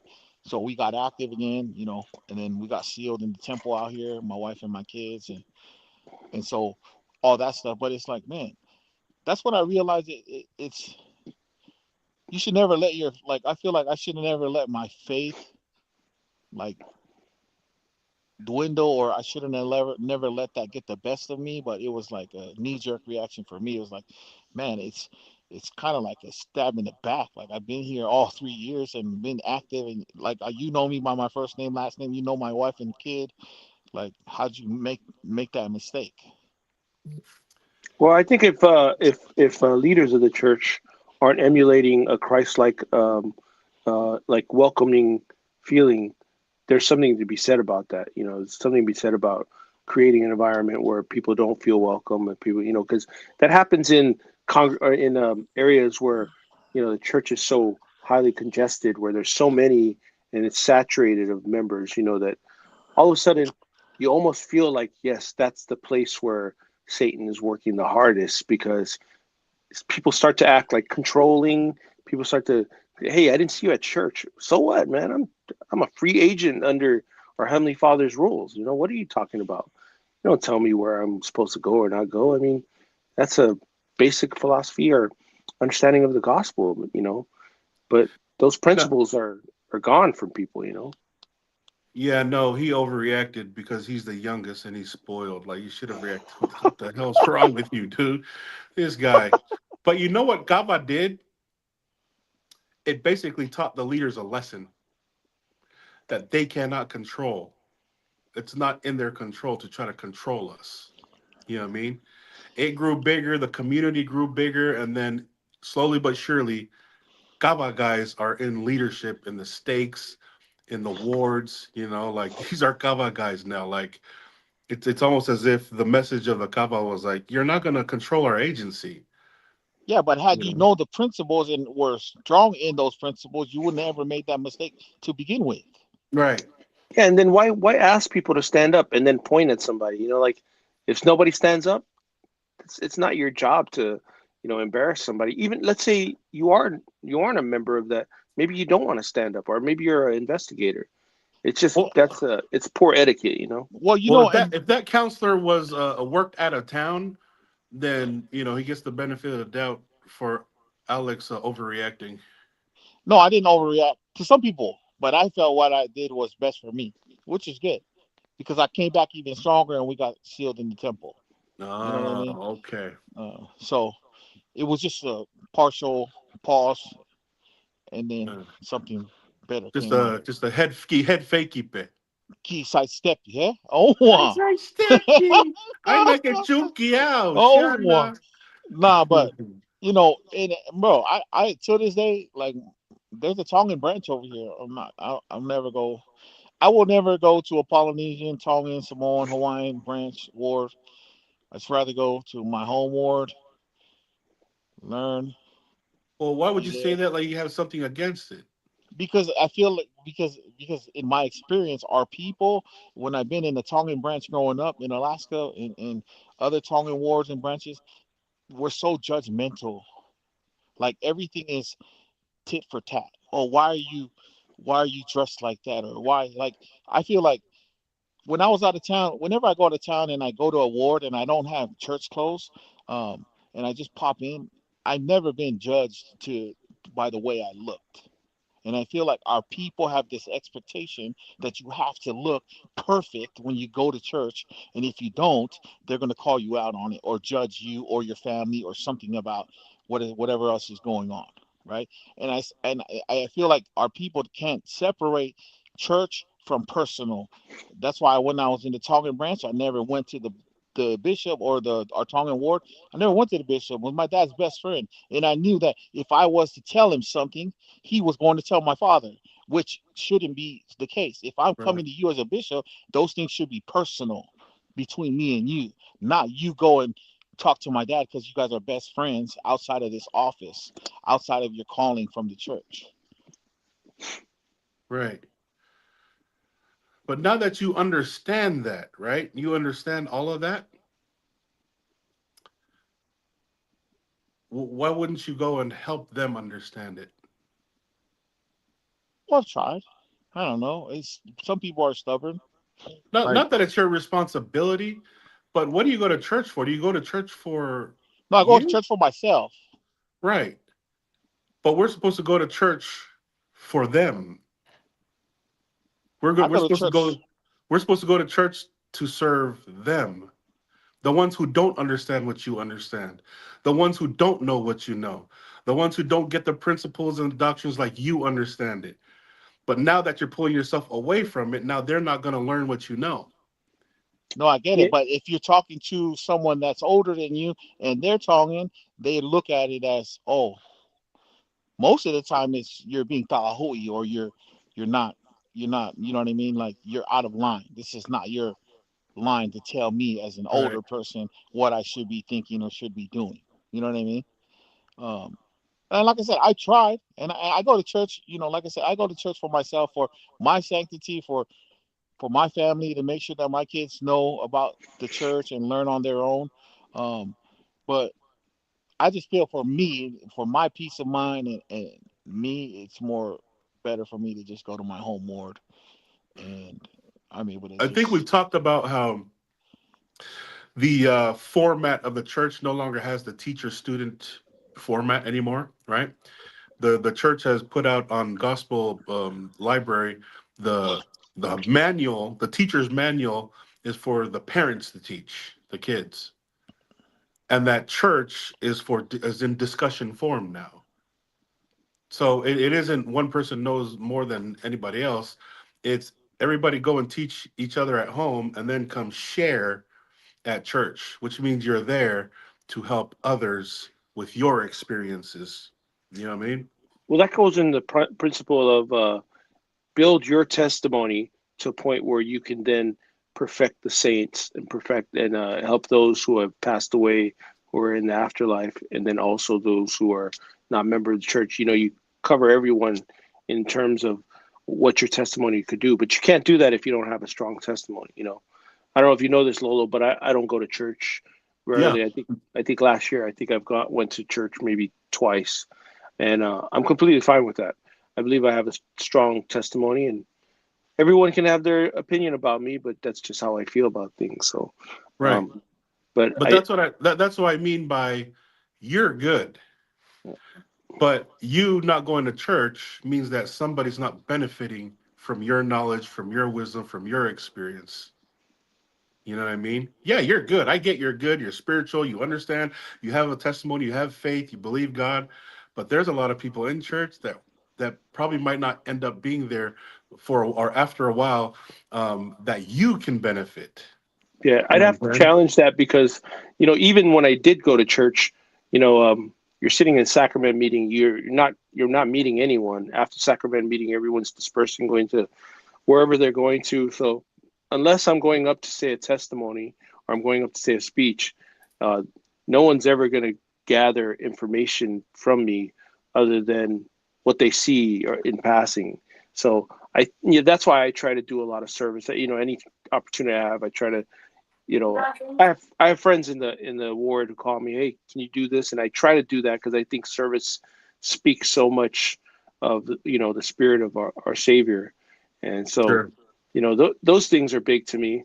But like I said, that's just how I function. That's what makes me feel.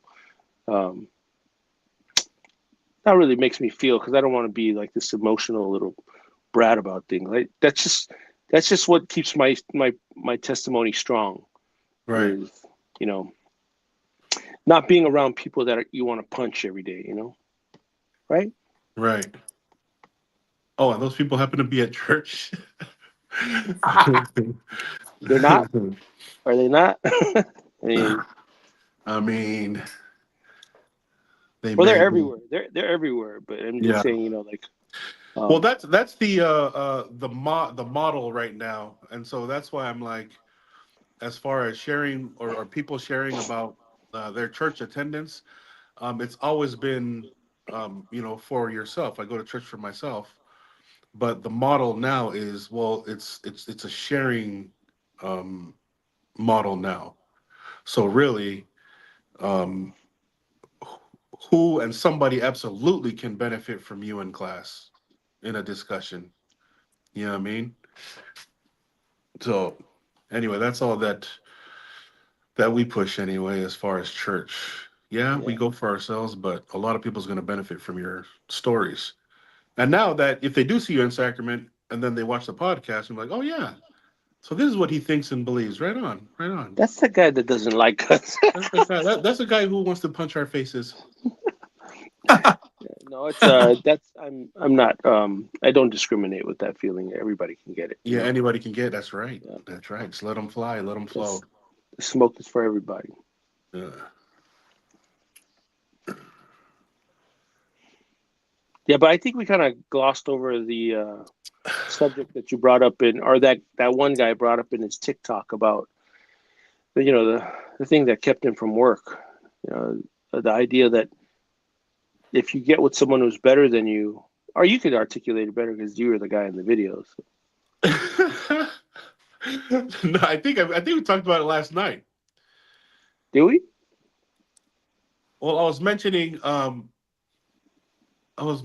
how some chick liked me, Oh yeah. but I felt superior to her in looks and personality and everything. So I'm like, Ah, shit. she has nothing to offer, right?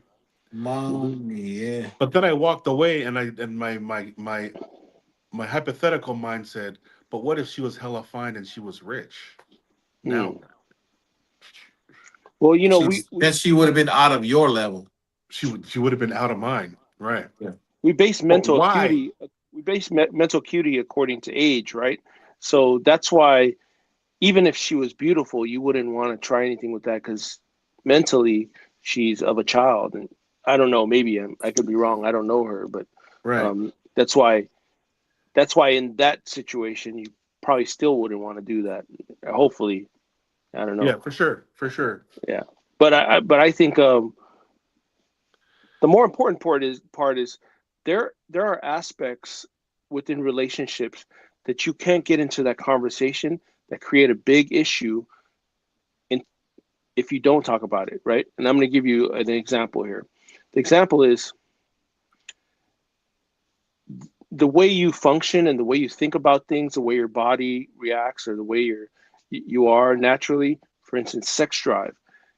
If you get into a relationship and you have a low sex drive and your partner has a high sex drive, it creates issue because that person wants it all the time. You don't want it all the time, so you feel like it's kind of overwhelming. But then you want to please that person, so you allow the act to happen more often. You know, but then that person feels like you're kind of, you're not into it. So I have always told my kids that listen to me, find somebody that hopefully you have the same type of sex drive. And that's just one aspect of many things in your relationship that you should talk about before you get with the person. But And in general, it causes problems in the future if you don't talk about those things. who wants it more though, the male or the female?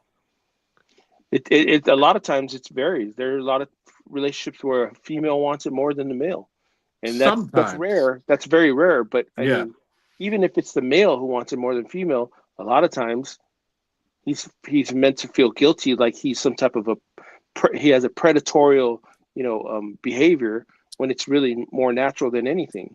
Right. You know? But what if he had 6 wives? Then the problem would be gone. Yeah, let's say in on Earth here about this conversation because There are guys that on earth who live that way. right, but that's not something you or I will ever experience. So the majority of the people who are listening are going to think, how do I handle with one-on-one, you know, Because I get what you're Yeah. saying. If you have multiple wives, yeah, you could kind of, depending on if you have a high sex drive, you can kind of disperse that energy across, you know, many experiences with, your different wives. But I don't know. Hula oblongata. But it is an important thing that I think it affects marriages over time. Where some people think, oh, and then there are some women who use sex as a weapon in relationships. Uh, so Right. Yeah, and the thing that I was saying in there was, if I thought I was better than her, I'm only focusing on her weaknesses. If I thought she was better than me, now I'm only focusing on my weaknesses. But if I thought that we were compatible, then I'd be looking only at our strengths and how a good of a compatible relationship and how inspiring of each other we would be, right? yeah. Well, the issue with the compatibility philosophy is that it's almost like you have to look for perfection for that to happen. So, do you wait until you find the perfect person, or you know, you let the great person you meet today, and you're like, oh, you don't meet all my compatibility, metrics, Yeah. so I can't get with you. I think it's just the ones that match up the most. You know, check as many as possible. So Right. check this out. I like to ask this question to people when it comes to relationships or dating or whatever. What attracts you to a person? Let's say you don't know the person. What are you attracted to? What brings you, leads you to talking to a person or asking someone you know to talk to that person for you? Is it looks?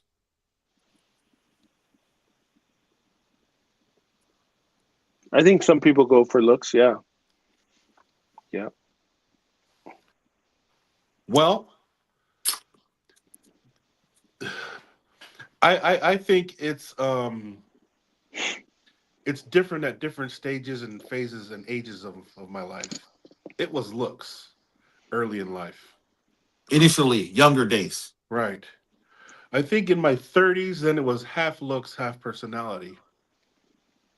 And the older I get, it's like, dude, she's got to have a heart of gold. She's got to be good in the corazon, homie. You know what I mean? The older I get, anyway. Somebody that you can sit and talk to, Yeah. Then who gives chop it you up. peace. Somebody who could just give you peace. You know. Yeah. Yeah. Who But can everybody listen. has a different definition or a different beauty is different to everyone in its own way. So what I mean is if I think someone is beautiful and you look at that person, you might not personally think that that person is beautiful. You know what I True. mean? And so, It's in the eye of the beholder, right? exactly. And but I like a lot of people like I talk to like when you first were younger, they're like, oh yeah, no, I just like them for their personality. But if you don't know them, how would you like them for their personality? Right. When you're 18 or 19 years old, you had something had to lead you to that person. And majority of the time when you're 18, 19, 17, teenagers, early 20s, that's going to be looks. That's going to be the looks that someone has that attracted you to them. Right. And so they like, oh yeah, their personality. But I'm like, there's no way because you don't even know the person. How you how do you know their personality? What about their personality attracted you to them? But Well, like you said, that's as we got older, right, we start to see different things, and things mean different. Things start to have a different meaning for us as we're getting older. personality means something different when you're older. Yeah. So when you're so now at your ripe age of what 55, like you think differently than when you were 19, right? He's asking you, Nusila. Oh no, I was asking you, dude. Oh, I thought you said 55. Uh, so okay, yeah, no, yeah. Uh, Good personality to a teenager is nice and like laughs maybe, or nice and likes you a lot. That's a good personality, or smart and funny. There's just a couple things But then the older you get, that list gets a little bit longer, and then the things that were on the top five start dropping off. So yeah, young kids. Um, and then it's hard when you're younger because you're both going to grow into something. And if it doesn't work out, then one of you is going to outgrow the other one. And that's unfortunate. You know what I'm saying? If You're you're talking not about growing are together. you talking about physically, spiritually, mentally? What? Yeah, the personality thing, the compatibility thing, The um, size of your waist? the size of your waist and everything else below, Mm. you know? So, yeah, and as far as telling young kids or younger people, like, it's more than just a pretty face, and they're not gonna freaking listen because they're always like I can't remember what my sons use now to say that a girl is fine or hot. I You got can't to get a remember. baddie or something, Yeah, baddie's one of the words, and there's a few other words, and I'm like, oh my gosh, dude, these kids. Like they say, oh, don't make me crash out. What? Yeah, Get yeah, mad? When I was younger, crash out meaning I'm gonna go sleep. Hey, bro, I'm about to go crash out, bro. I'm about to go, Yeah, I'm gonna go knock out. crash. I'm about to Yeah, go yeah. crash. Now it's I'm gonna crash Over out, meaning you're gonna go fucking sincerely. You're going wild. You're going overreact. Yeah, crazy. yeah. Come on, man. yeah. My oldest boy has a girlfriend that he's absolutely in love with. um and so they're working on their relationship. My second boy he's a very intelligent kid, and logically, he was like, that logically doesn't make sense to have a girlfriend. I'm not ready to get married. Not even his older brother, like, even there, logically it doesn't make sense. I don't know why he would do that. So he's very, you know what was Spock? What nationality was Spock? Was he Klingon? No, no, he wasn't Klingon. He was I can't remember. Those Yeah, guys but with the ears. logical, right? He dealt with logics Yeah, and he had no emotion. numbers. Yeah. Yeah, that's freaking my second son. But my third son, like, he's the whore. He's the little, and unfortunately he's a very good looking, kid. But he's the guy, like, who talks about it all the time. And he doesn't want one girlfriend, he wants a lot, so he takes after my own heart in a way. But yeah, you gotta let them know um before they get into it, because once they get into it, that's a hard thing to break, dude. Emotion and Oh yeah, being for in love sure, and man. stuff. And bro, my oldest about to be 20, couple of months, and I taught my kids very young. Like I'm very straight up and blunt and upfront with my kids about anything in life. I don't sugarcoat it because I feel that as their father, no one's going to love me more than them, and I should be the ones to keep it real and factual with them about life, about anything when it comes to women, jobs, whatever it is, whatever I'm trying to tell them and teach them. And so I talk to my kids growing up, talk to them growing up about girls and you know sports. My kids were very good in sports. My oldest, had scholarships, but started dating a girl his junior year. Into graduation, he graduated, and my second son already committed to go to JUCO. And I'm like, "Hey, son, what's going on?" And he just wouldn't talk, and he fell down that rabbit hole of I'm in love, I'm emotionally attached, and in my mind, I wanted to force him to go to college and do what I always had plans for him to do. But then I sat back and I talked to my wife and I thought about it. I said, that's what my dad did to us. And I don't want to do that. I want to give him his freedom and his agency to choose and make his own decisions. And so if this works out for him and it's good with him and this girl, then that's cool. But if he learns a lesson from it and they end up not working, then that's also something that he needs to learn on his own that I can't force onto him or teach him on my own by my speaking to him about it. You know what I mean? Right. So now he's still with the girl. They go out, they hang out, he works, he's still at home, he's doing good. And so like their path, like, yeah, obviously as parents and fathers, we want them, we have um this thought of what we want for our children, but I realize like I can't force him to do what I feel is good for him. He has to learn on his own. And Right. so I just let them do it, and it is what it is. And like I said, they're still going. They still dating each other, and they still hang out. And so it's a life lesson that our kids have to learn when it comes to something like that. Because I told them, I said, man, women, girls, they have this secret weapon that if they wrap you around if that secret weapon gets to you, it is over. At such a Yeah. young age, you are going to get lost if that secret weapon that they hold gets a hold of you. It's going to Yeah. be over. You know. Yep. So he learns. He started doing things that were crazy. Like he stole my Suburban, crashed it because he went to visit her, and he was doing crazy things. Right. He did things that he learned on the way, and I'm like, son, I always told my kids, whatever it is, come to us and just be honest, whether it's good, bad, sad, in between. Just come talk to us. It'll be fine. You might have if you do something wrong, there's always going to be a reward or a consequence. So if you do something wrong, like still in the car, now you didn't have a license. Now you got to go to court. Now it's harder for you to get your license, and you got to go through all these things because that's the decision you made. And so he's learning about those decisions that he makes and the consequences that come with it. But it's like we can only do so much, right? Right. And like with all of me, I wanted to force him to go to college and do this, but I had to step back and be like, I gotta let him learn on his own. As Yeah. much as it hurt me, I had to let him do it. You know what I mean? Man, I talked to my boy, and he's 19 now, but we talked mission for, since he was little. But right when he fell in love, he lost interest, by the day. And he's been dating her for, about a year, I think. And now he has no interest. You know what I mean? And there was nothing more that I wanted because we've had so many conversations of him going on a mission for him to go. And now I felt the same way. Like, dude, I'm gonna just kick this guy's ass and send him out.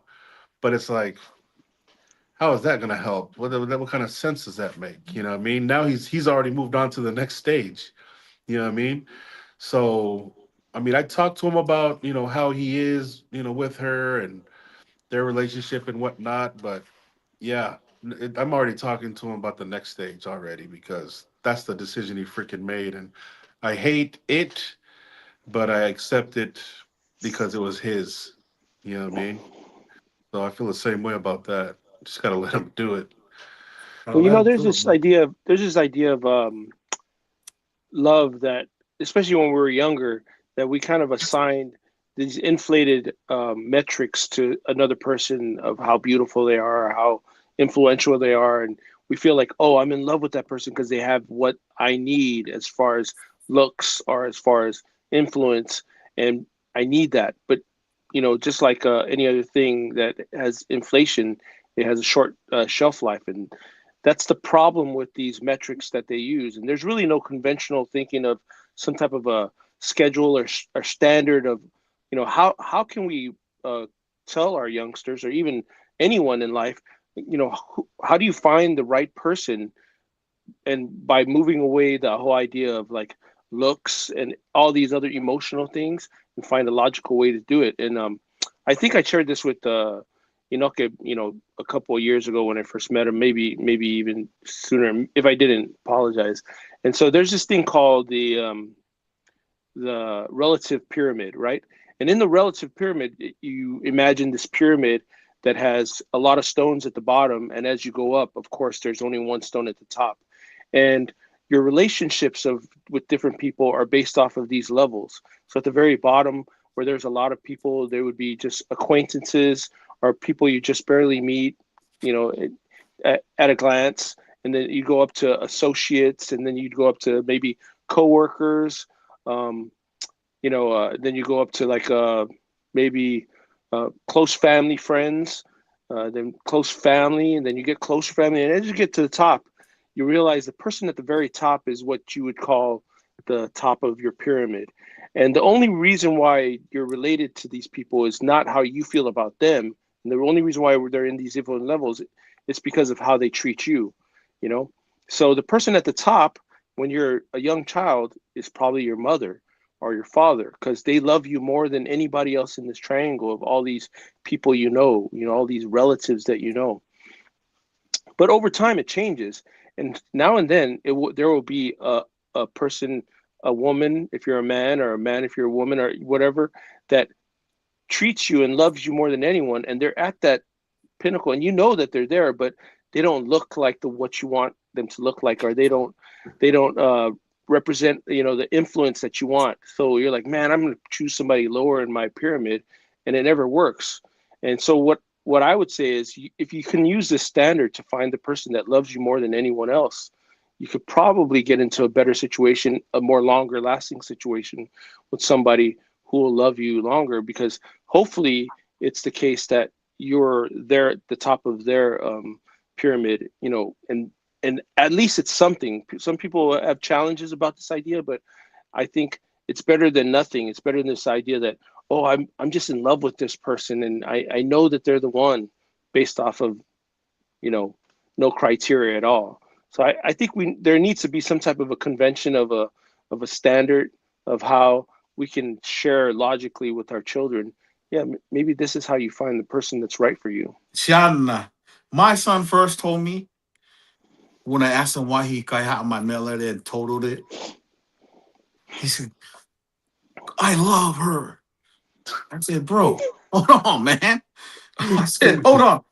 I said, how can you love someone else? You don't even know how to fulfill your nifo properly, wipe your ass properly, clean up your bed. Like, come on, dude. There's steps to this to get you up to there to love, There's right? Like, levels. come on, bro. Like, you loved her so much, you stole the car, got in a crash, and got tied after that. Yeah, and you know, right? Like you can't even wake up on time for school. These small little things in life. You got to be able to do these things in order to elevate to that level to be able to love someone else unconditionally, to where Right. you're going to now have to be responsible for that person. And then when it comes time, you're going to be responsible for the child that comes from your guys' relationship. Like those are things you build up to, bro. You know what I mean? Yeah. But they don't know. They don't. I mean, obviously, we thought the same too. Oh, shit! I got a girl. We dating. We Right. kissed. Oh my gosh, I'm in love. No, that's infatuation. That's lust. That's just tingly feeling you have, but you just don't know what it is. You haven't figured it out. You The know. dingly and the dingly. You And the know. parents So the parents have always been that way. Like they always use the worst ones, that kids have to go through. Like, you can't even wipe your ass, and fulful mahige ma'a. Like, there's levels to this. And if you can't wipe your Or yeah, they you go the know. opposite and they say stuff like, "Oh, just go get married already." Like, whoa, just boyfriend and girlfriend. Just like there's always like an extreme reaction to someone being in love with somebody else. Because man, I have three boys, or I have four boys and two girls, and it's we all of our kids are different. Every kid that I have is different. We got to know them personally, what kind of things they do, how they are, how emotional they are, how they react to things, this, that, and the other, right? But my oldest is named after me. So I always thought like, man, I'm gonna teach him. I'm gonna be hard nosed on this guy. I'm gonna teach him how I was taught. I'm gonna show him the ropes. But that's something that I didn't want him to follow in my steps, your footsteps. When it came to that, because I realized like I'm the youngest, so I always grew up. I had my oldest brother was born in 1972, damn. so he's 54 if he was alive. Rest in peace. So he like you could see the gap between me and my oldest brother, and it's Mhm. like so I grew up with older people, older siblings. I always was hanging around with older people. I matured at a lot quicker age. By the time I was 16, 17, I was out there partying, having fun. By the time I was 21 and me and my wife got married, I didn't want to do all those things because I already did everything that you could imagine doing when you were 20 to 25 or 20 to 30. I did all those things because I had those experiences with all my older family, brothers, sisters, cousins. And so I want my like I always told my kids, hey, it's cool to get a girlfriend, but don't get too caught up. You have goals. You have your own goals in life, and they can just distract you from those things. And there's going to be, when you get done with these things, there's going to be so many women out there that you can date, and you can find your true love or someone to love. You don't have to rush into it right here, right now, right after high school. Take Right. some time, enjoy life. You know what I Right. mean? Like, I'm grateful. Like I said, I've been married to my wife since I was 21. It was a really long time. But like I said, I was already at the level to where all those things and partying and having fun and going to the clubs and all that stuff was already owed to me. I did that since I was 15 to 21, you know. But Right. it's good. I love the progression of fatherhood, right? Learning about new things and how to deal with certain things that our kids do, and obviously girls and boys are different. My two girls, my oldest is a junior in high school. My oldest girl is a junior, um, and so we got to deal with those types of things differently. Um, Right. but you know, Right. No, but I think Lola is right. No matter how much we articulate these beautiful ways of teaching our young men or young women, hey, this is how you find true love and this is how you find the right person.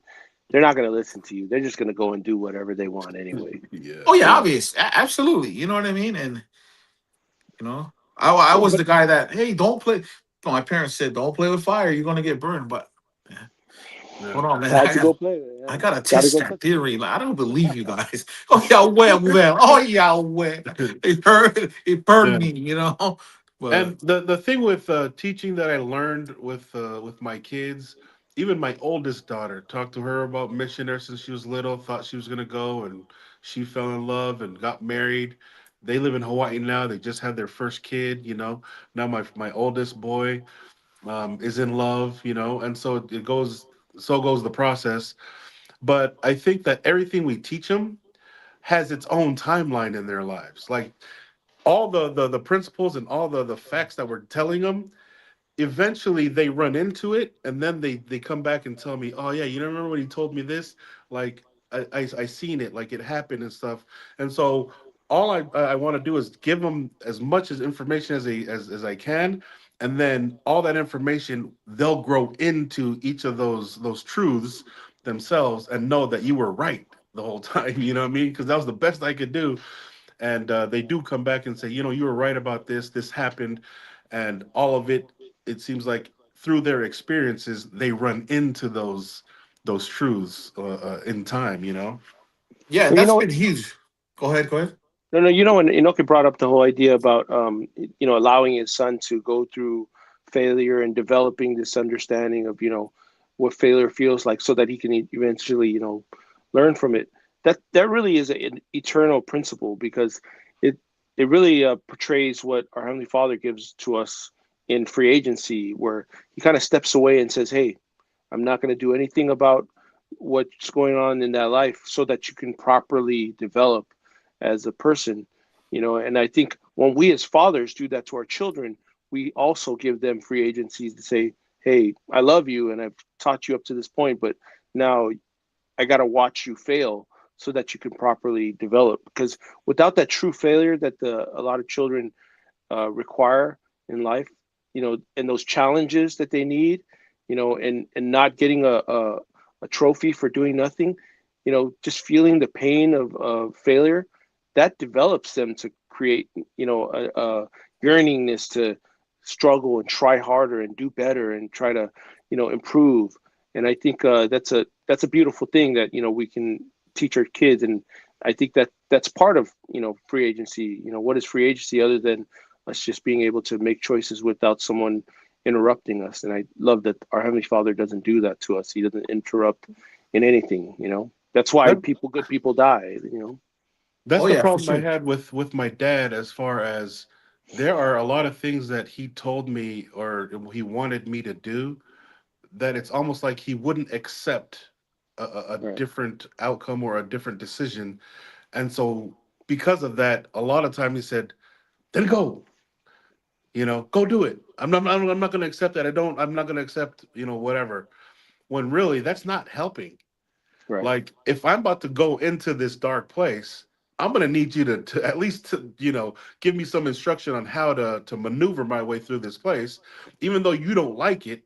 Your experience obviously is gonna help me at least maneuver because I want to go through this dark place, but you rejecting my desire to go is gonna make me go anyway. Right. It's gonna make me want to go even more with or without your instruction. So But if you didn't want his help through it. You just wanted to tell him, hey, I got this. Leave me alone. Let me go through it. Well, I did want his support. Oh, his support, but you didn't want him to hold your hand through it. No, Yeah. when he rejected a lot of the decisions that I made and just cut me off, that's the thing that I changed in my kids. When they didn't do what I wanted them to do, then I would be like, all right, instead of what my dad did, which was just cut me off and not, go and do it and face the consequences. I was like, all right, well, expect this then, and I would, give them the pros and the cons and the consequences or whatever it may be, right? And then, you know, at the very least, they know that I may not agree with it, but I don't want them to go in blind. You know what I Yeah. mean? All right, well, look for this then, and then go do it. You Yeah. know, so Yeah, but I'm just the opposite where I think I just tell them, hey, I love you, but you got to go through this on your own and figure it out on your own. And I think that's why the beauty of for me that see, I makes would have even accepted that. I would have accepted that, like, okay, thank you. You know what I'm saying? right, But he right, said, right. no, no, you're not. You shouldn't do it. Don't do it. And then Oh, it's I like see. I see. Yeah, you're yeah, not even gonna, yeah. support it or anything. So yeah, Well, I you know would have what? accepted that answer for sure.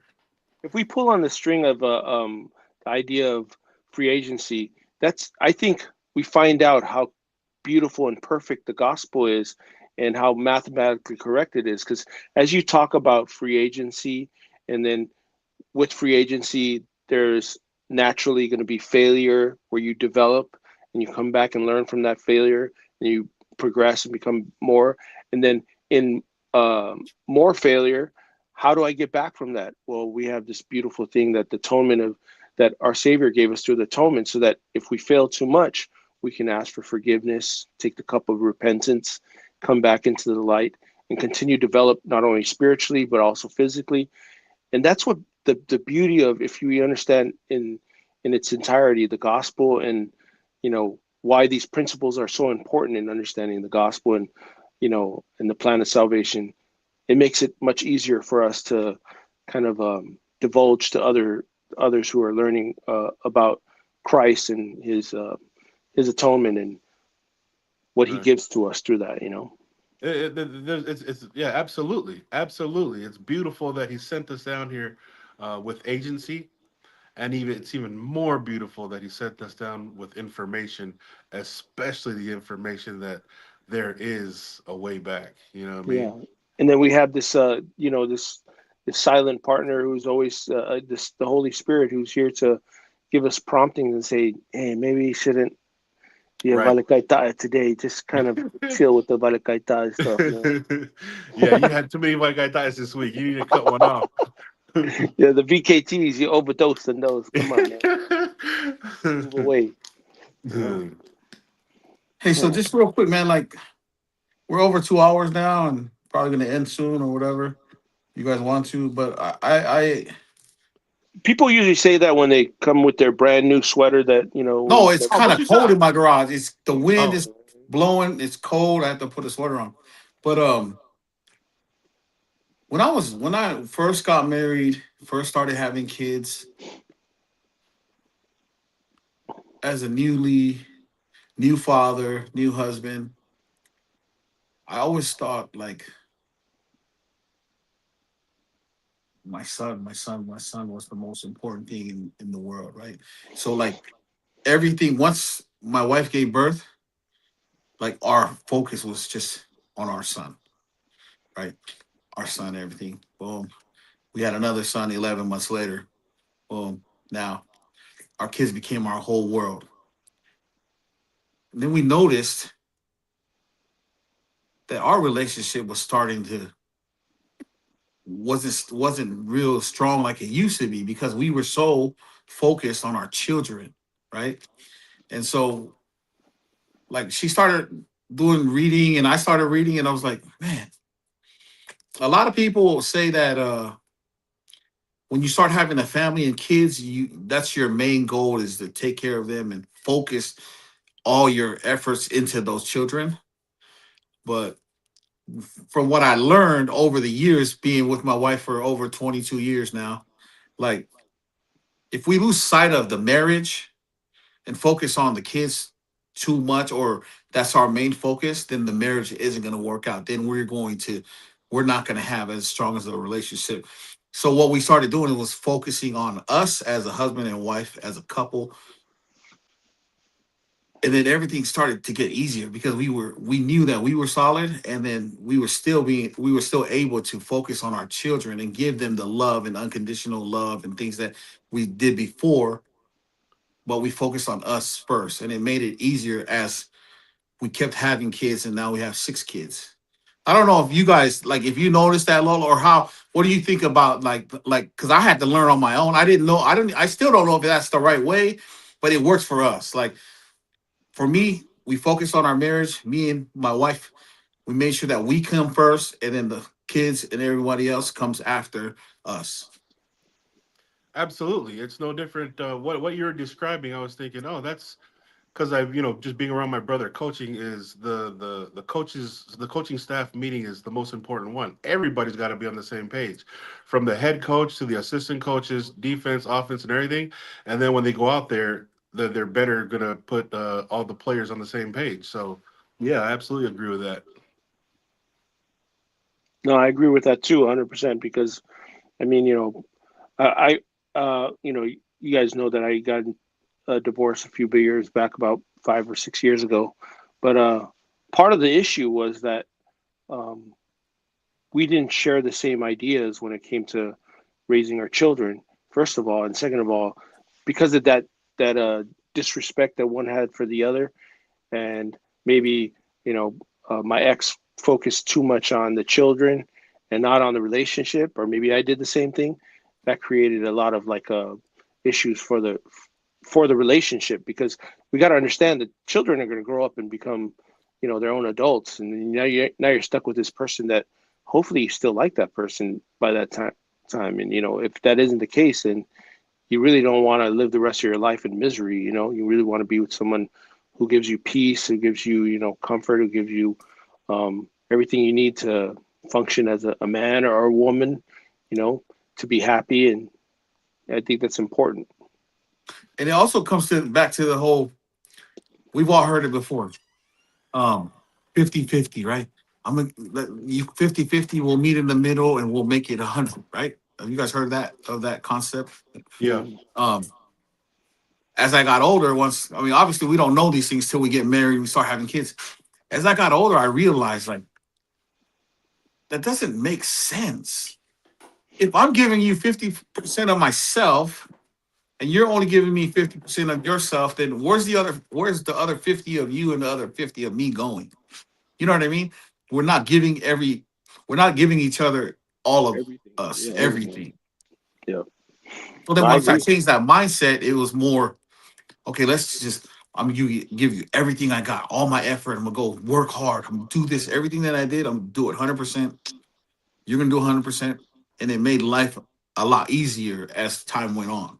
that only makes sense. I mean, you want to give everything because you grind everything. Oh, You know what I ma'alahi. mean? Okay. Cause right on. Well, Yeah, I'm let me good. ask you guys the last question before we leave, or before I leave. This is hypothetical. You guys are camping. It's your wife and your son and you. You guys are walking close to a cliff. You're up in front a little bit. Your wife and son slip off the cliff. Now they're both hanging there. You only can save one of them. That's the option. The only option is you can only save one of them. Who do you save?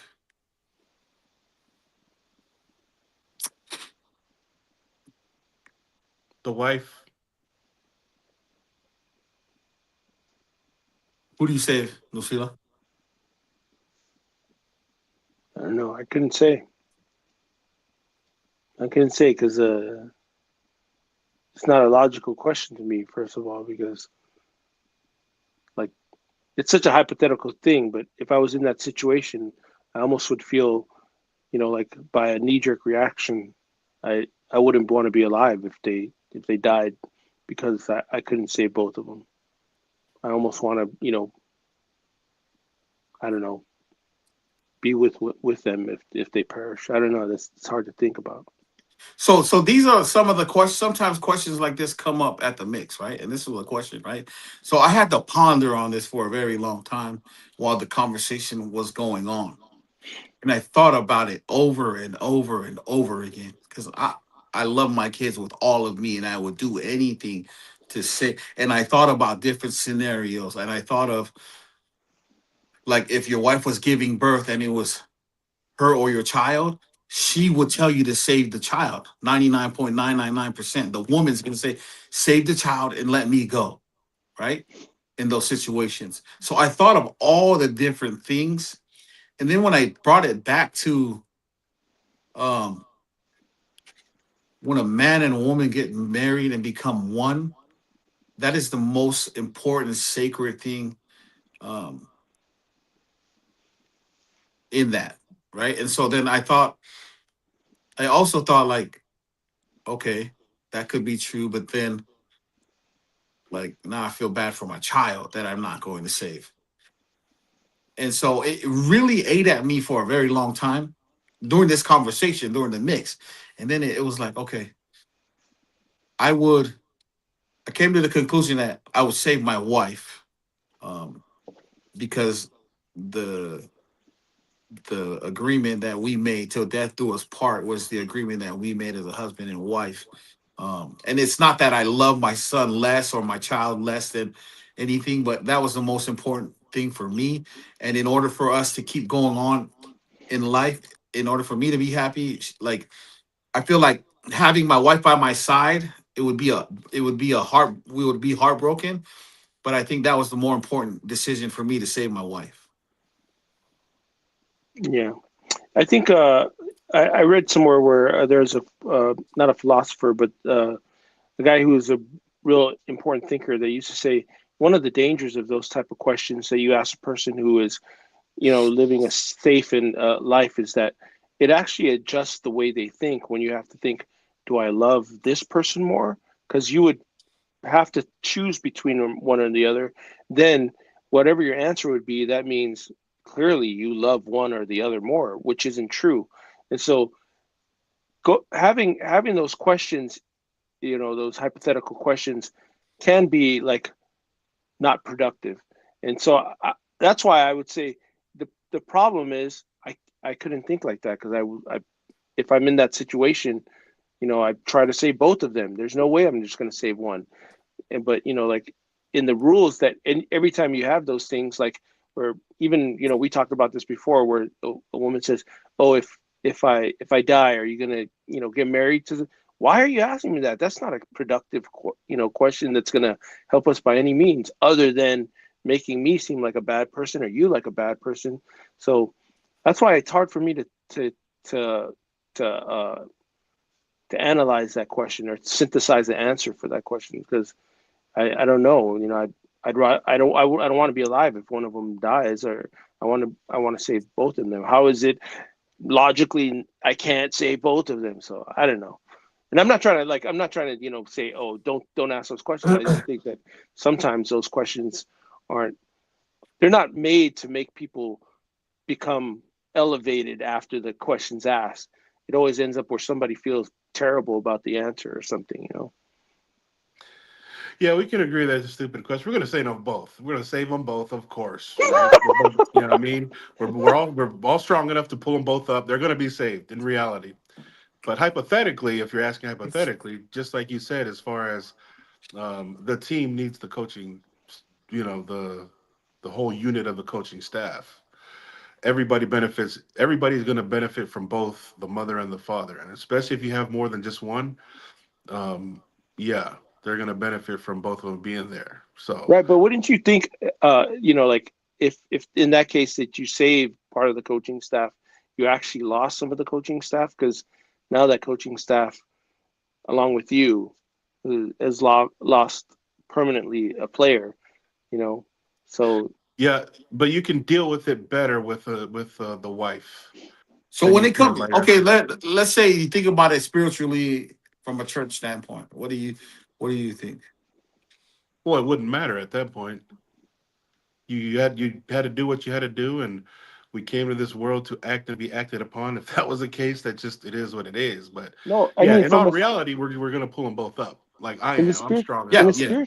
from a spiritual standpoint, I mean, if we truly have this true belief in the gospel, our idea is to get return to Both. our Heavenly Father and get closer, and that whoever dies is going to have the wonderful opportunity to be next to Christ again. So that spiritually, So do you save yourself and let them perish since you're going to see them again, no. Mm-mm. or do you just all three of you perish? Yeah, I'm just gonna like Greg Louganis into the abyss with them.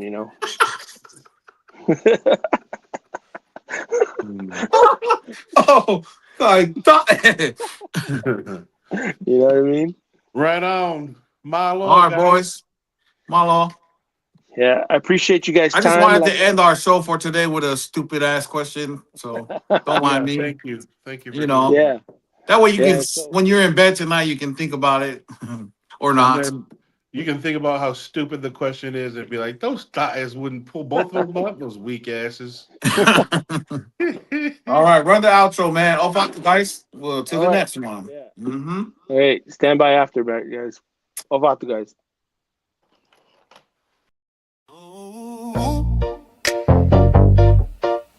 Yeah. Yeah. Light it up. Grab a drink, we bout to chop it up. Yeah. Yeah. Chop it up. Chop it up. We just vibing, never rush. Real talk, no filter, no front. Laughing loud, that's how we run. Chop it up, chop it up. Best nights when the words don't stop. From the soul, yeah, we keep it a book. That's the vibe when we chop it up. Pull up, no plan, just a move. Kicks on the couch, we in the groove. Yeah. Deep combos at 2 a.m. Fix the world and we laugh again. No phone, just us and the vibe. Truth on the table, we keep it live. We just vibing, never rush. Real talk, no filter, no front. Laughing loud, that's how we run. Chop it up. Best nights when the word don't stop. From the soul, yeah, we keep it above. That's the vibe when we chop it up.